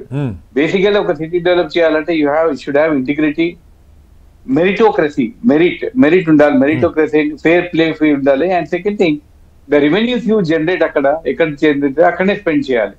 So that people will contribute, అట్లా చేయాలి. కానీ ఇక్కడ నుంచి వచ్చిన పైసలు వేరే దగ్గర పెట్టడానంటే అక్కడ లేదు కదా, వాళ్ళు పేదోళ్ళు కదా అని కాదు. యూ షుడ్ ఇక్కడ జనరేట్ ఎంత అవుతుంది amount, that should be spend for that area develop చేసి public will also be happy. ఇంకోటి హైదరాబాద్ ఏంటి అంటే because of the weather, multicultural society Hyderabad. ఇప్పుడు కాదు, బ్రిటిష్ పీరియడ్ నుంచి అన్ని రాష్ట్రాల నుంచి అన్ని దేశాల నుంచి వచ్చిన వాళ్ళు ఉన్నారు మా దగ్గర. నిజాం పీరియడ్ లో కూడా ఎంకరేజ్ అందరూ వేరే రాష్ట్రాల నుంచి వచ్చిన ఉన్నారు. కాబట్టి బేసికలీ వెదర్ మన దగ్గర ఎక్కువ మనది కానీ పూణే కానీ weather is very good. Extreme ఉండదు, మరీ ఎక్స్ట్రీమ్ ఉండదు, మరీ హాట్ గా ఉండదు. ఆపర్చునిటీ మీకు ఇక్కడ ఇంతమంది ఐటీ డెవలప్ అయిందంటే మల్టీ కల్చర్, ఏ ఫుడ్ అయినా దొరుకుతుంది. నార్త్ ఇండియన్ దొరుకుతుంది, సౌత్ ఇండియన్ దొరుకుతుంది, మరాఠీ ఫుడ్ దొరుకుతుంది, మీకు ఆంధ్ర ఫుడ్ దొరుకుతుంది, ఒరిస్సా ఫుడ్ దొరుకుతుంది, Chinese food, Italian food, Chinese పాతది కదా మన నాన్నకి ఏం లేదు. కాబట్టి because of multi cultural society కాబట్టి people also like to come here. And second thing, IT బాగా డెవలప్ అయింది, జాబ్ ఆపర్చునిటీస్ ఉంది, లివింగ్ చూస్తుంటే కూడా compare to other major cities, Delhi ఇట బాంబే కాస్ట్ ఆఫ్ లివింగ్ చాలా తక్కువ ఉంటుంది. కాబట్టి గవర్నమెంట్ ఉద్దేశం మంచి బ్రాండ్ ఇమేజ్ చేయాలి, హైదరాబాద్ చేయడం మంచిగా, at the same time infrastructure చేయాలి. అండ్ మన సింగపూర్ ప్రైమ్ మినిస్టర్ అన్నప్పుడు అసలు కరప్షన్ లేకుండా చూడాలి, మెరిటోక్రసీకి పెట్టుకోవాలి. కరప్షన్ లేకపోతేనే మేము ఒక సిటీ డెవలప్ అవుతుంది అని చెప్పారు. I think that should be the ideal. Right sir, మళ్ళీ వస్తాను మీ దగ్గరికి. ఒకసారి వెంకట్ గారు, ఇక్కడ 2-3 అంశాలు సార్. ఇప్పుడు హైదరాబాద్ ఆదాయం అంటే ఇప్పుడు కార్పొరేట్ కంపెనీలు ఇక్కడ ఉంటాయి, కార్పొరేట్ ట్యాక్స్ కడతాయి, అవి రాష్ట్ర ప్రభుత్వానికి చెందినవి కావచ్చు. కానీ హైదరాబాద్ సొంతగా అది జిహెచ్ఎంసీ కానీ రేపొద్దున మీరు చేయబోయేదని కానీ 3 కార్పొరేషన్ల 4 కార్పొరేషన్ల అక్కడ వాళ్ళ సొంత రెవెన్యూస్ పెరిగే ఏర్పాట్లు పెద్ద ఎత్తున జరగాలి. ఆ డబ్బుకి అదనంగా కేంద్ర ప్రభుత్వ నిధులా, లేకపోతే ఇంటర్నేషనల్ ఏషియన్ డెవలప్మెంట్ బ్యాంక్ లాంటివి కానీ, లేకపోతే యుఎన్డిపి కానీ, ఇలాంటి పెద్ద పెద్ద సంస్థలు తీసుకొని పెద్ద విజన్తో స్పష్టమైనటువంటి ఒక ప్రణాళికతో చేస్తే నిజంగా మీరు అనుకున్న కళ సాకారం అవుతుంది. లేదంటే రియల్ ఎస్టేట్ పెరగటం, ప్రజలు నష్టపోవటం, మౌలిక వస్తువులు లేకపోవటం. ఇప్పుడే చెప్తున్నారు కదా, కనీసం డిమాలిషన్కి కూడా స్టాఫ్ లేరు, మీరే జేసీబీ తెచ్చుకొని మీరే కంప్లైంట్ ఇచ్చారు, మీరే జేసీబీ తెస్తే పగలగొడతాం అనే దగ్గర అది మీ ప్రభుత్వమే కాదు, మీరు వచ్చి 2 ఏళ్ళే కావచ్చు, అంతకుముందు 10 ఏళ్ళు కావచ్చు, గత 30-40 ఏళ్ళుగా హైదరాబాద్ పెరుగుతున్నంతగా జిహెచ్ఎంసీ ఆదాయం మాత్రం పెరగట్ల. కారణాలేంటో నాకు తెలియదు. దీని మీద లోతుగా ఎక్కడికక్కడ ఆదాయం పెరగటం, ఆదాయం అక్కడే ఖర్చు అయ్యేట్టుగా చూడటం, అలాగే డిమాండ్ మనకి డీలిమిటేషన్ చేసేటప్పుడు సార్ గతంలో ఇది చాలా పెద్ద చర్చ జరిసింది. హైదరాబాద్ ఎంసీహెచ్ పరిధిలో ఉన్న 100 డివిజన్లు అలాగే ఉంచి అక్కడ కూడా ఏమైందంటే మీకు ఓల్డ్ సిటీ ఏరియాలో పెద్దగా గ్రోత్ రాలా, అక్కడ జనాభా అలాగే ఉంది. అప్పుడు సనత్ నగరు లేదంటే ఎస్ఆర్ నగరు కాస్త ఈ ఏరియాలు పెరిగినాయి, అపార్ట్మెంట్లు వచ్చిన ప్రాంతం. సో అక్కడ జనాభా విపరీతంగా పెరిగింది. ఇంకా దాన్ని ఆనుకోనున్న కూకట్పల్లి లేదంటే ఇటు ఉప్పలు, ఎల్బీ నగరు, శేర్లింగంపల్లి ఈ ఏరియాలు విపరీతంగా జనాభా పెరిగారు, కుత్బుల్లాపూరు ఈ ప్రాంతాలు. సో ఇప్పుడు మీరు ఏం చేసినా డీలిమిటేషన్ చేయకుండా చేస్తే మాత్రం ఇంజస్టిస్. అది 1,00,000 మందికి ఒక కార్పొరేట్ అంటే ఆల్మోస్ట్ ఎమ్మెల్యే లాగా ఏమీ చేయలేరు. ఎమ్మెల్యే గారు చట్టసభలో కూర్చొని శాసనాలు చేయాలి, కానీ వీళ్ళు లోపల కాలపోయిందా, డ్రైనేజ్ ఉందా, రోడ్డు ఉందా, స్ట్రీట్ లైట్ ఉందా, పార్క్ ఉందా, ఇవి చూడాల్సిన వాళ్ళు కార్పొరేటర్లు. మరి ఇంత జనాభా మీద చూడటం కూడా సాధ్యం కదా, ఏం చెప్తారు? సార్ ఒక మాట ఏంటంటే హైదరాబాద్ లో జనాభా పెరుగుదల, అభివృద్ధి రెండు ప్యారల్ గా జరుగుతున్న అంశాలు కావు సార్. నేనేమంటున్నట్టు సార్, మీరు చూడండి, జనాభా పెరుగుదల హైదరాబాద్ చుట్టుపక్కల సరౌండింగ్స్ లో 360 degrees లో ప్రాపర్ వేలోనే పెరుగుతుంది. కానీ అభివృద్ధి అనేది కేవలం ఏది ఎల్బీ నగర్ ఆ విజయవాడ హైవే తప్ప మిగతా అన్ని చోట్ల అనేది అభివృద్ధి అనేది చాలా డ్రాస్టిక్ గా పెరుగుతుంది. ఎందుకు ఇటుపక్క పెరగట్లేదంటే ఒక చిన్న రీజన్ ఏంటంటే కొండలు, గుట్టలు, కొంతవరకు ఆ రాచకొండ ప్రాంతం కొంచెం ఇటు ఉండడం, అదేవిధంగా ఏంటంటే నీటి సదుపాయం పెద్దగా లేకపోవడం వల్ల ఇటు హైరైట్స్ బిల్డింగ్స్ కానీ డెవలప్మెంట్ ఆస్పెక్ట్ కానీ ఇటు రాలే. ఒక ఆర్ఎఫ్సి తప్ప మిగతా కొన్ని డెవలప్మెంట్ సంబంధించిన ఏది ఇన్స్టిట్యూషన్స్ అవి ఎక్కువ ఉండవు. సో నేనేమంటా అంటే సార్, హైదరాబాద్ కు ఒక బెస్ట్ అడ్వాంటేజ్ ఏంటంటే అన్ని ప్రాంతాలు అంటే 360 అవకాశం ఉంది. అన్ని ప్రాంతాల అభివృద్ధి సమానంగా విస్తారం అనేది జరుగుతుంది సార్. అంటే ఎక్స్పాండింగ్ నేచర్ కూడా ఇక్కడ ఎక్కువ పెరిగి అక్కడ ఎక్కువ పెరిగి, నిజంగా చెప్పాలంటే కేవలం ఈ మన గచ్చిబౌలి వెస్ట్ సైడ్ ఎక్కువ పెరిగింది, వెస్ట్ సైడ్ ఐటీ కంపెనీలు రావడం వల్ల ఎక్కువ పెరిగింది. అది కూడా ఎంతవరకు ఏది 111 జీవో ఉన్నంత వరకు. 111 జీవో ఎత్తేస్తే ఇంకా అది ఎక్స్పాండ్ అవుతుంది, అది ఎత్తడానికి ఛాన్స్ లేదు కాబట్టి అక్కడ వరకు అది ఆగిపోతుంది. తర్వాత మళ్ళీ ఇప్పుడు ఎటు ఛాన్స్ ఉందంటే సార్, ఆదిబట్ల గానీ లేకపోతే మన తుక్కు కూడా గానీ ఈ మైసూరు ఏదైతే మన 4th సిటీ డెవలప్ చేద్దాం అనుకున్నప్పుడు అటు కొంచెం ఎక్కువ పెరిగే ఛాన్సెస్ ఉన్నాయి సార్. సో ఒకటి మనం ప్రధానంగా అర్థం చేసుకోవాల్సిందంటే సార్, ఇక్కడ నగరపాలక సంస్థల ఏది పాలక మండలి నిర్ణయం తర్వాతనే జిహెచ్ఎంసీలో మిగతా ఏది మున్సిపాలిటీస్ కానీ మున్సిపల్ కార్పొరేషన్ కానీ విలీనం చేయడానికి గవర్నమెంట్ ఒక ఇనిషియేటివ్ తీసుకున్నది. వీటన్నిటి టర్మ్ అయిపోయింది సార్, అవన్నీ స్పెషల్ ఆఫీసర్ల పాలనలో ఉన్నాయి. చుట్టుపక్కల చాలా మున్సిపాలిటీ టర్మ్ అయిపోయింది వెంకట్ గారు, పాలక తీర్మానాలతో పని లేదు ఇప్పుడు.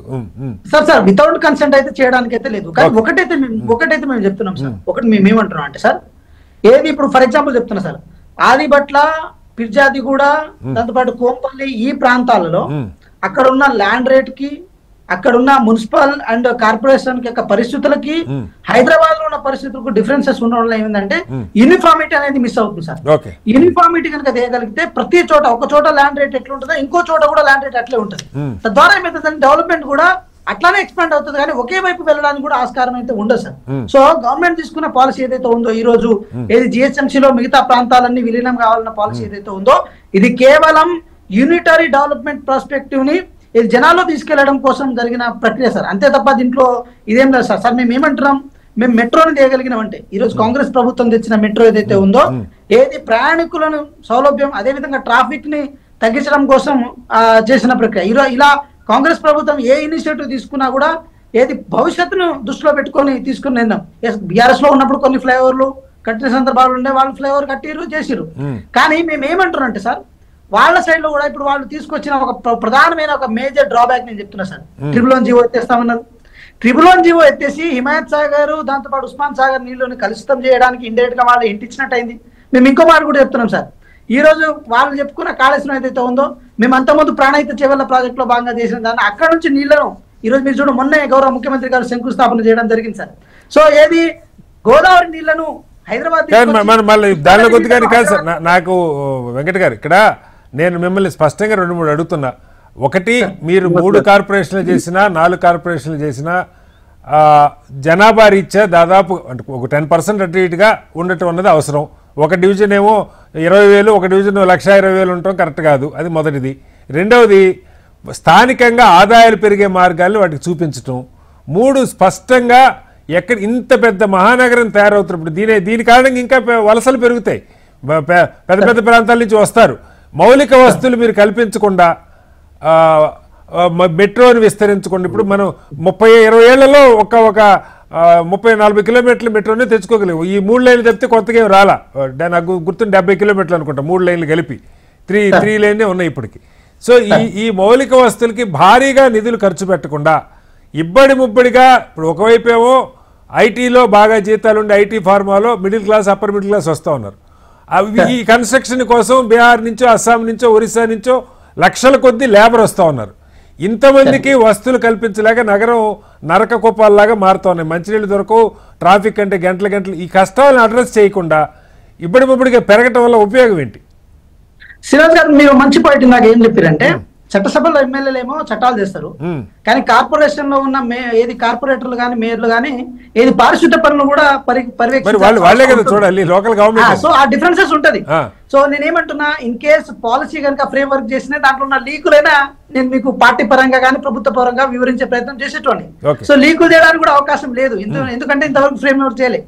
కానీ ఒకటి మేము అనుకుంటున్న విషయం ఏంటంటే సార్, అంటే పెద్దలందరూ ఉన్నారు కాబట్టి ఇన్ కేస్ 10,000 20,000 ఒక డివిజన్ గా దాన్ని మార్చి అలా ఇన్ కేసు 250 డివిజన్లు కనుక చేసుకుంటే ఒక 25 డివిజన్లకి ఒక పెద్ద ఆఫీసర్గా, ఇప్పుడు ఏదైతే మన ఇప్పుడు కాపరా ఒక డివిజన్ ఉంది, కుక్కడపల్లి ఒక డివిజన్ ఉంటుంది, అట్లా డివిజన్ ఓరియంటేషన్ గా దాన్ని మార్చి నేను ఏమంటున్నా అంటే సార్, ప్రధానంగా ఒకటైతే అర్థం చేసుకుంటున్నాను సార్, అంటే మాకు అర్థమైంది సార్, ఏది రెవెన్యూ జనరేషన్ అనేది ప్రాపర్ వేలో ఉండి డిస్ట్రిబ్యూషన్ కూడా ప్రాపర్ వేలో ఉండడం కోసం మాత్రమే ఏది యూనిఫార్మిటీ తీసుకొచ్చిరని అయితే అనుకుంటున్నాం సార్. ఇది ప్రధానంగా డెవలప్మెంట్ ఎజెండాలో భాగంగా ఏ ఫ్రేమ్ వర్క్ తీసుకొచ్చినా గవర్నమెంట్ అనేది సార్, ఒకటి నేను చెప్పను సార్, ఒకటి మీరు అర్థం చేసుకోండి, 1,50,00,000 జనాభాకి ఒక పాలసీ ఫ్రేమ్ వర్క్ చేయడం ఏదైతే ఉందో అది చాలా పెద్ద అంశం సార్. అది చాలా పెద్ద కసరత్తు, ఇది హడావుడిగా అయ్యేది కాదు. నేను చిన్న ఎగ్జాంపుల్ చెప్తా సార్, ట్రంప్ గురించి మనం ఎంత మాట్లాడుకున్నామో, న్యూయార్క్ మేయర్ ఏదైతే ఆబ్దానో అమ్దానా అనే పేరు ఉన్నది అంతే గొప్పగా మనం మాట్లాడుకున్నాం. ఎందుకు మాట్లాడగలిగినాం అంటే మేయర్కున్న వాల్యూ అలాంటిది సార్. సో ఇంత జనాభా ఏకీకృతంగా ఒక చోట ఉన్న తర్వాత వాళ్ళకు ఒక గైడ్ లైన్స్, ఒక రోడ్ మ్యాప్, ఒక మార్గదర్శనం చేయాల్సిన బాధ్యత ప్రభుత్వానికి ఉంటుంది. కాబట్టి ఈ జరగబోయే ప్రక్రియ ఏదైతే ఉందో జిహెచ్ఎంసీకి, అక్కడ ప్రజానికానికి, అదే విధంగా డెవలప్మెంట్ ఆస్పెక్ట్ కి తెలంగాణ వాళ్ళు డైరెక్ట్ గా కానీ ఇండైరెక్ట్ గా కానీ హైదరాబాద్ మీద ఆధారపడి ఉండదు. కాబట్టి అది ఒక మంచి సిటీని ఇది మార్చడం కోసం ప్రభుత్వం దిశానిర్దేశం తీసుకుంది సార్. ఒక ఫ్రేమ్వర్క్ కూడా ప్రాపర్ వేలో వస్తుంది. Right sir.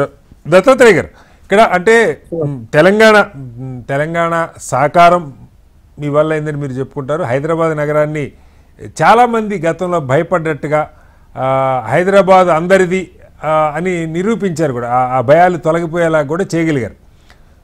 ఇప్పుడు ప్రజలకు ఒక నమ్మకం ఏంటంటే, ఏ ప్రభుత్వాలు ఉన్నది, కాంగ్రెస్ ఉన్నా, బీజేపీ ఉన్నా, లేదా బీఆర్ఎస్ మళ్ళీ వచ్చినా, ఇంకోటి జరిగినా హైదరాబాద్ గ్రోత్ అయితే ఆగదు అన్న ఒక నమ్మకం ఎస్టాబ్లిష్ అయింది. సో దీనిలో తెలంగాణ ఎప్పటికైనా మీ మీ మీ మీ కళ మీరే రూల్ చేస్తాం అనుకున్నప్పుడు దీన్ని ఒక ఎందుకంటే కేటీఆర్ గారు దాదాపు 10 ఏళ్ళు నాకు గుర్తుంటే ఆయనే మున్సిపల్ శాఖ మంత్రిగా కూడా పనిచేశారు, ఐటీ శాఖ మంత్రిగా కూడా ఆయనే ఉన్నారు. సో దీన్ని దృష్టిలో పెట్టుకొని ఈ ఆలోచనని ముందుకు తీసుకెళ్లటంలో ఒక పాజిటివ్ సజెషన్స్ ఏమైనా ఇవ్వగలుగుతారా? జనరల్ గా కటారి గారు, ఒక హైదరాబాద్ కు స్వతహాగా ఒక దేశానికి ఉండాల్సిన లక్షణాలు ఉన్నాయి. నిజాం టెన్యూర్ నుంచే, నిజాం డెకేడ్స్ నుంచే మనకు హైదరాబాద్ లో ప్రపంచ స్థాయి అంటే దేశానికి ఉండాల్సిన లక్షణాలన్నీ, సొంతంగా రూపీ ఉండడం గానీ, సొంతంగా పరిపాలన ఉండడం గానీ, ఒక క్యాపిటల్ సిటీ గానీ, చుట్టుపక్కల రాష్ట్రాలతో కలిసి ఉండడం గానీ, వివిధ రాష్ట్రాలు వివిధ భాషలు మాట్లాడే ప్రజలు ఉండడం గానీ, అన్ని మతాలకు సంబంధించిన మందిరాలు ఉండడం గానీ, ప్రపంచ స్థాయి వలసలు ఉండడం గానీ, సో మల్టీ కల్చరల్ ఉండడం గానీ, ఉద్యోగ అవకాశాలు ఉండడం గానీ, ఇట్లా ఈ విషయంలో పోలిస్తే Hyderabad is a different city. మనం ముంబైతో, ఢిల్లీతో ఇప్పుడు పోటీ పడుతున్న నగరం. దేంట్లో అంటే ఇప్పుడు మనం ఐటీ విషయంలో గానీ, ప్లస్ ఇక్కడ ఇన్ఫ్రాస్ట్రక్చర్ డెవలప్మెంట్ విషయంలో గానీ హైదరాబాద్ కు ఒక ప్రత్యేకమైనటువంటి ప్రత్యేకత ఉంది. అయితే మేమేం కోరుకుంటున్నామంటే కటారి గారు, హైదరాబాద్ ని మేము ఒక 10 years లోని, within the period of 10 years, Gauri Shankar గారు హీ నోస్ వెరీ వెల్, ఎందుకంటే మేము ఒక కమిటెడ్ గా హైదరాబాద్ అనేటువంటిది మనకు రెవెన్యూ హబ్. హైదరాబాద్ లో పెట్టే ప్రతి రూపాయి కూడా తిరిగి మనకు ఒక రూపాయిని కానీ, 1 రూపాయి పెడితే 10 రూపాయలు తిరిగి ఇవ్వగలుగుతుంది. అందుకే దాన్ని దృష్టిలో పెట్టుకుని మేము హైదరాబాద్ లో వసతులు ఏర్పాటు చేయడం గానీ, ఓన్లీ ఆర్థిక అంశాలను దృష్టిలో పెట్టుకునే కాదు, మేము హెల్త్ విషయంలో కూడా హైదరాబాద్ చుట్టూ 4 టీమ్స్ ఏర్పాటు చేస్తాం. అట్లాగే హైదరాబాద్ లో మనకు ట్రాఫిక్ విషయంలో గానీ, ప్లస్ క్రైమ్ కంట్రోల్ విషయంలో ఒక కమాండ్ కంట్రోల్ ఏర్పాటు చేసినాం. ఇవాళ ప్రపంచంలో హైదరాబాద్ కాదు, తెలంగాణ రాష్ట్రంతో పాటు దేశంలో ఏ రాష్ట్రంలో పోల్చినా కూడా ఓన్లీ హైదరాబాద్ లో కమాండ్ కంట్రోల్ ఉంది. లండన్ ఒక్క మాట చెప్పండి దత్తాత్రేయ గారు, మీరు ఎలా కమాండ్ కంట్రోల్ గురించి అడిగారు కాబట్టి చెప్పారు కాబట్టి, ఇప్పుడు నాకు గుర్తుండి బీఆర్ఎస్ హయాంలోనే రాచకొండ కమిషనరేట్ ఏర్పడింది. సైబరాబాద్ ఐ థింక్ తెలుగుదేశం ఉన్నప్పుడు వచ్చింది, రాచకొండ బీఆర్ఎస్ హయాంలోనే కమిషనరేట్ ఏర్పడింది. ఏంటి అంటే దాని జ్యూరిస్డిక్షన్స్, సిటీ కొత్తగా పెరుగుతున్న 3 పోలీస్ కమిషనరేట్లు ఉన్నాయి మనకి. ఇప్పుడు ఆ అంశాన్ని దృష్టిలో పెట్టుకొని అలా ఫామ్ చేసి ఉంటే బహుశా ఇప్పుడు అదే లైన్లో కార్పొరేషన్ ఏర్పడే అవకాశం ఉందని ఒక చర్చ నడుస్తుంది. ఏం చెప్తారు? ఇప్పుడు మీరు అనుకున్నట్టుగా మేము ఓన్లీ హైదరాబాద్ లోనే ఏర్పాటు చేసి మిగతా జిల్లాల్లో తగ్గించామనేది ఏం లేదండి. మేము హైదరాబాద్ తో పాటు కరీంనగర్ లో కమిషనర్ ఏర్పాటు చేసినాము, అట్లాగే వరంగల్ లో ఏర్పాటు చేసాము, నిజామాబాద్ లో ఏర్పాటు చేసాము, అంటే నగరం యొక్క విస్తీర్ణము, దాని యొక్క జనాభా, అక్కడ ఉన్నటువంటి పరిస్థితులను దృష్టిలో పెట్టుకొని మనకు ఒకటే అండి, ఇప్పుడు హైదరాబాద్ నగరానికి రేవంత్ రెడ్డి గారి ఈ 2 years టెన్యూర్ లో విపరీతంగా క్రైమ్ పెరిగిందని నేను కాదు, మీరు కాదు చెప్పడం కాదు, నేషనల్ క్రైమ్ బ్యూరో రికార్డ్స్ చెప్తుంది. 23.4% ఉన్నటువంటి క్రైమ్ 43.8% కు పెరిగింది within the 2 years of the period time లోనే. There is no control. అందుకే మేమేం చెప్తున్నామంటే హైదరాబాద్ లో క్రైమ్ కంట్రోల్ విషయంలో గానీ, జరుగుతున్నటువంటి మిగతా మాఫియాల విషయంలో గానీ కంట్రోల్ లేకపోతే హైదరాబాద్ నగరానికి వచ్చే ప్రజలు భయపడతారు, పెట్టుబడి పెట్టే వాళ్ళు భయపడతారు. సో ఇంకోటి, మేము 10 years లో తెచ్చినటువంటి పెట్టుబడులు మీరు చూసారు. మేము ప్రపంచ స్థాయి సంస్థలు అన్నిటి కూడా ఇక్కడ తీసుకొచ్చాము. హైదరాబాద్ ని సెంట్రల్ బిజినెస్ డిస్ట్రిక్ట్ గా, సిబిడి గా, రెసిడెన్షియల్ జోన్స్ గా, కమర్షియల్ జోన్స్ గా, ఇండస్ట్రియల్ జోన్స్ గా మేము కేంద్రీకరించుకొని మేము పనిచేసినాం. మీరు అన్నట్టుగా జిహెచ్ఎంసీ పరిధిలో కటారి గారు మనకు ఒక 6 జోన్లు 30 సర్కిల్స్ ఉన్నాయి, 150 డివిజన్స్ కలుపుకొని. వీటన్నిటి పర్యవేక్షణ, ట్రాఫిక్ కంట్రోల్ విషయంలో, క్రైమ్ కంట్రోల్ విషయంలో, వాళ్ళకి వసతుల కల్పన విషయంలో, ఎవ్రీథింగ్ ఎవ్రీడే. ఇప్పుడు మనకు వలసపోయినట్టుగా ఉంటది. ఇప్పుడు హైదరాబాద్ పొద్దున్న లేవగానే హయత్ నగర్ నుంచి మొదలుకుంటే మనం మణికొండ, హైటెక్ సిటీ, గచ్చిబౌలికి వలసపోతున్నట్టుగా ఉంటది. మళ్ళీ సాయంత్రం అవగానే అటు నుంచి ఇటు వలస వస్తున్నట్టుగా ఉంటది. దీన్ని దృష్టిలో పెట్టుకొని మేము నగరంలో ఐటీ కారిడార్స్ ని విభజించడం, మేము అటు సైడ్, ఆదిబట్ల సైడ్, ఇట్లా. అంటే మాకు ఒక ప్రణాళిక, ఒక సిస్టమేటిక్ ప్లాన్ ఆఫ్ యాక్షన్ తో మేము హైదరాబాద్ డెవలప్మెంట్ విషయంలో కమిటెడ్ గా వర్క్ చేసినాం. ఓన్లీ ఈ ఐటీ విషయంలోనే కాకుండా ప్రజల యొక్క అవసరాలు తీర్చడం కోసం రోడ్లు, ట్రాన్స్పోర్టేషన్, వాటర్, విద్యుత్తు, అట్లాగే వాళ్ళ హెల్త్ విషయానికి వచ్చినప్పుడు బస్తీ దవాఖానాలు, దాంతో పాటుగా 4 ప్రభుత్వ మెడికల్ కాలేజీలు, హాస్పిటల్, ఇట్లా ఓవరాల్ డెవలప్మెంట్ కి మేము ప్రిఫరెన్స్ ఇచ్చాము.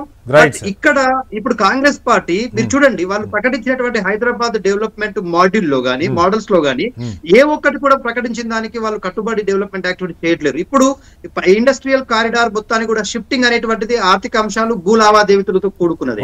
ప్లస్ ఇవాళ గ్రేటర్ హైదరాబాద్ పరిధిలో ఉన్నటువంటి 27 మున్సిపాలిటీలను విలీనం చేయడం అనేటువంటిది కూడా భూ లావాదేవీలతో కూడుకున్నది. అంటే కమర్షియల్ యాక్టివిటీస్ కి, ఆర్థిక పరమైన అంశాలకు, రియల్ ఎస్టేట్ వ్యాపారాలకు ఇస్తున్నంత ప్రిఫరెన్స్ ప్రజల జీవాల ప్రమాణాలను పెంచడానికి ఇవ్వట్లేదు అనేటువంటి స్పష్టంగా అర్థమైపోతుంది కదా కటారి గారు. Right sir. ఆఖరిగా నరేష్ గారు, ఇక్కడ నేను కొన్ని మహానగరాలు చూశాను. ఇప్పుడు చెన్నైలో కానీ మరొక చోట ఒక లేఅవుట్ వేస్తుంటే నరేష్ గారు, సపోజ్ 250 గజాలు 300 గజాలు లేఅవుట్ ఉంటే, ఆ లేఅవుట్లో విధిగా 70 గజాలు 100 గజాలు కొన్ని ఉండాలి. అంటే లైక్ ఎల్ఐజీ లాగా, లో ఇన్కమ్ గ్రూప్ లాగా ఉండాలన్నది చాలా సిస్టమేటిక్గా. అది ఎవరు వచ్చినా, ఏ ప్రభుత్వం వచ్చినా ఆ రూల్స్ మారవు. ఇప్పుడు ఇంత పెద్ద నగరం పెరుగుతున్నప్పుడు ఇక్కడ ఒక్కొక్క విల్లా కదా, అపార్ట్మెంట్ 1.5-2 కోట్లు అవుతుంది సార్, 2 BHK 3 BHK. విల్లాలు వచ్చేసరికి 5 కోట్లు 10 కోట్ల దాకా వెళ్ళిపోయినాయి. ఒక 100 గజాలు కదా, 50 గజాలు కూడా స్థలం కొనుక్కునే పరిస్థితి లేదు పేదలు. ఈ నగరం పెరుగుతున్నప్పుడు అన్ని వర్గాలు అకామిడేట్ కావాలి. ఇప్పుడు గిగ్ వర్కర్లు మనకు లక్షల్లో ఉన్నారు, ఓలా ఊబర్ నడుపుతున్న 4-5 లక్షల మంది ఉన్నారు నగరంలో. ఇక ఇళ్లలో అంటే వీళ్ళందరికీ ఉండటానికి మరి ఈ ఒక కాంప్రహెన్సివ్ ప్లాన్ రాకపోతే ప్రభుత్వం జస్ట్ ఇంపాసిబుల్ అయితే, లేదంటే కొన్ని ప్రాంతాలు మురికి కుప్పాలు అయిపోతాయి. నరేష్ గారు, దీన్ని ఎలా అడ్రస్ చేయాలి? ఇప్పుడు శ్రీనారాయణ మీరు చాలా చక్కటి క్వశ్చన్ అడిగారు. ఎందుకంటే నా మైండ్ లో అదే ఉన్నది. నిజంగా కూడా మనం దాని గురించి ఆలోచన చేయాలి. గత 10 సంవత్సరాల క్రితం తెలంగాణ రాకముందు, తెలంగాణ వచ్చిన తర్వాత, ఎస్పెషల్లీ 2018 లో కేసీఆర్ గారు గవర్నమెంట్ రెండోసారి వచ్చిన తర్వాత సామాన్యుడు ఒక స్థలం గానీ, ఒక అపార్ట్మెంట్ కానీ కొనుక్కోలేని పరిస్థితి ఏర్పడ్డది. సో ఈ రేట్లు అబ్నార్మల్ గా పెరిగిపోవడం, సో కొన్ని ఏరియాలో ప్రజలు అసలు చాలా ఇబ్బందికరంగా కూడా ఈ రోజు మనం జీవనం కొనసాగిస్తున్నారు.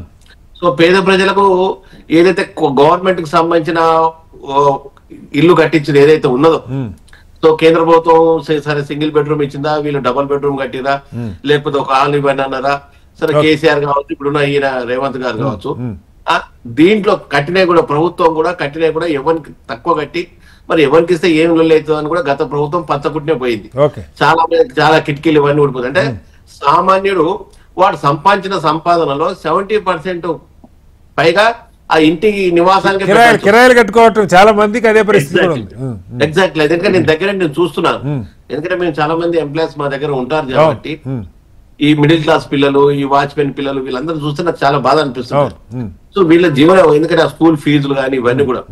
సో ప్రభుత్వము ఏదైతే ఈ మధ్యన మీరు చూశారు రాష్ట్రంలో ఈ స్కాలర్షిప్ల కోసం సంబంధించి పెద్ద ఎత్తున బంద్ చేయడం ఒక 4 రోజులు మనం చూసాం. ఇవన్నీ చాలా దుర్మార్గమైన, అంటే చాలా లాంగ్. ఎందుకంటే హ్యూమన్ రిసోర్స్ అనేది దాని మీద ప్రభుత్వాన్ని పెట్టుబడి పెడితే దాని డెఫినెట్ గా దాని ఫలితాలు ఉంటాయి, దాని బెనిఫిట్స్ ఉంటాయి ఈ ఫ్రీ పాలసీల కంటే ఎక్కువ కూడా. సో అభివృద్ధి అనేది శాశ్వత ప్రతిపాదికన ఉండాలి. హ్యూమన్ రిసోర్స్ ఒక మాట చెప్పండి నరేష్ గారు, అంటే ఒకటే కార్పొరేషన్ అయ్యే అవకాశం ఉందా, లేదు సైబరాబాద్ హైదరాబాద్ రాచకొండ కార్పొరేషన్ అయితే మేము పూర్తి స్థాయిలో వ్యతిరేకిస్తాము. ఎందుకు వ్యతిరేకిస్తామంటే ఒక చిన్న ఇప్పుడు ఫర్ ఎగ్జాంపుల్ ఈ రీజనల్ మున్సిపల్ సర్కిల్స్ ఏవైతే ఉన్నాయో ఈ సర్కిల్ కు సంబంధించి ఒక లెవెల్ వరకే వాళ్ళు కన్స్ట్రక్షన్ పర్మిషన్ ఇవ్వగలరు. సో మేజర్ గా పోవాలనుకుంటే మళ్ళా లిబర్టీ ఆఫీస్ పోవాలి. సో నీకు ఇంత పెద్ద సరౌండింగ్స్ లో 2700 చదరపు కిలోమీటర్ల పరిధిని ఔటర్ రింగ్ రోడ్ నుంచి తీసుకొచ్చి సో పెద్ద పెద్ద దాని పర్మిషన్లకు ఇక్కడికి రావాల్సి వస్తే ఆ సంబంధించిన క్లర్క్ ఒకటే ఉంటాడు, ఆ సెక్షన్ ఒకటే ఉంటుంది, అదే ఉంటుంది. సో ఆ ఫైల్స్ అన్ని పేరుకపోతాయి, పరిపాలన పారదర్శకంగా ఉండదు, సో ఇన్ టైమ్ లో వర్క్స్ కంప్లీట్ కావు.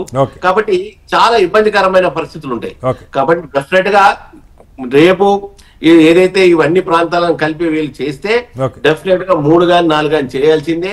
ఆ 4 కూడా సమానంగా ఫండ్స్ డిస్ట్రిబ్యూషన్ జరగాలి. సామాన్య ప్రజలకు కూడా అందుబాటులో సంబంధించిన వ్యవస్థ ఉండాలి, బతకగలిగే పరిస్థితి ఉండాలి.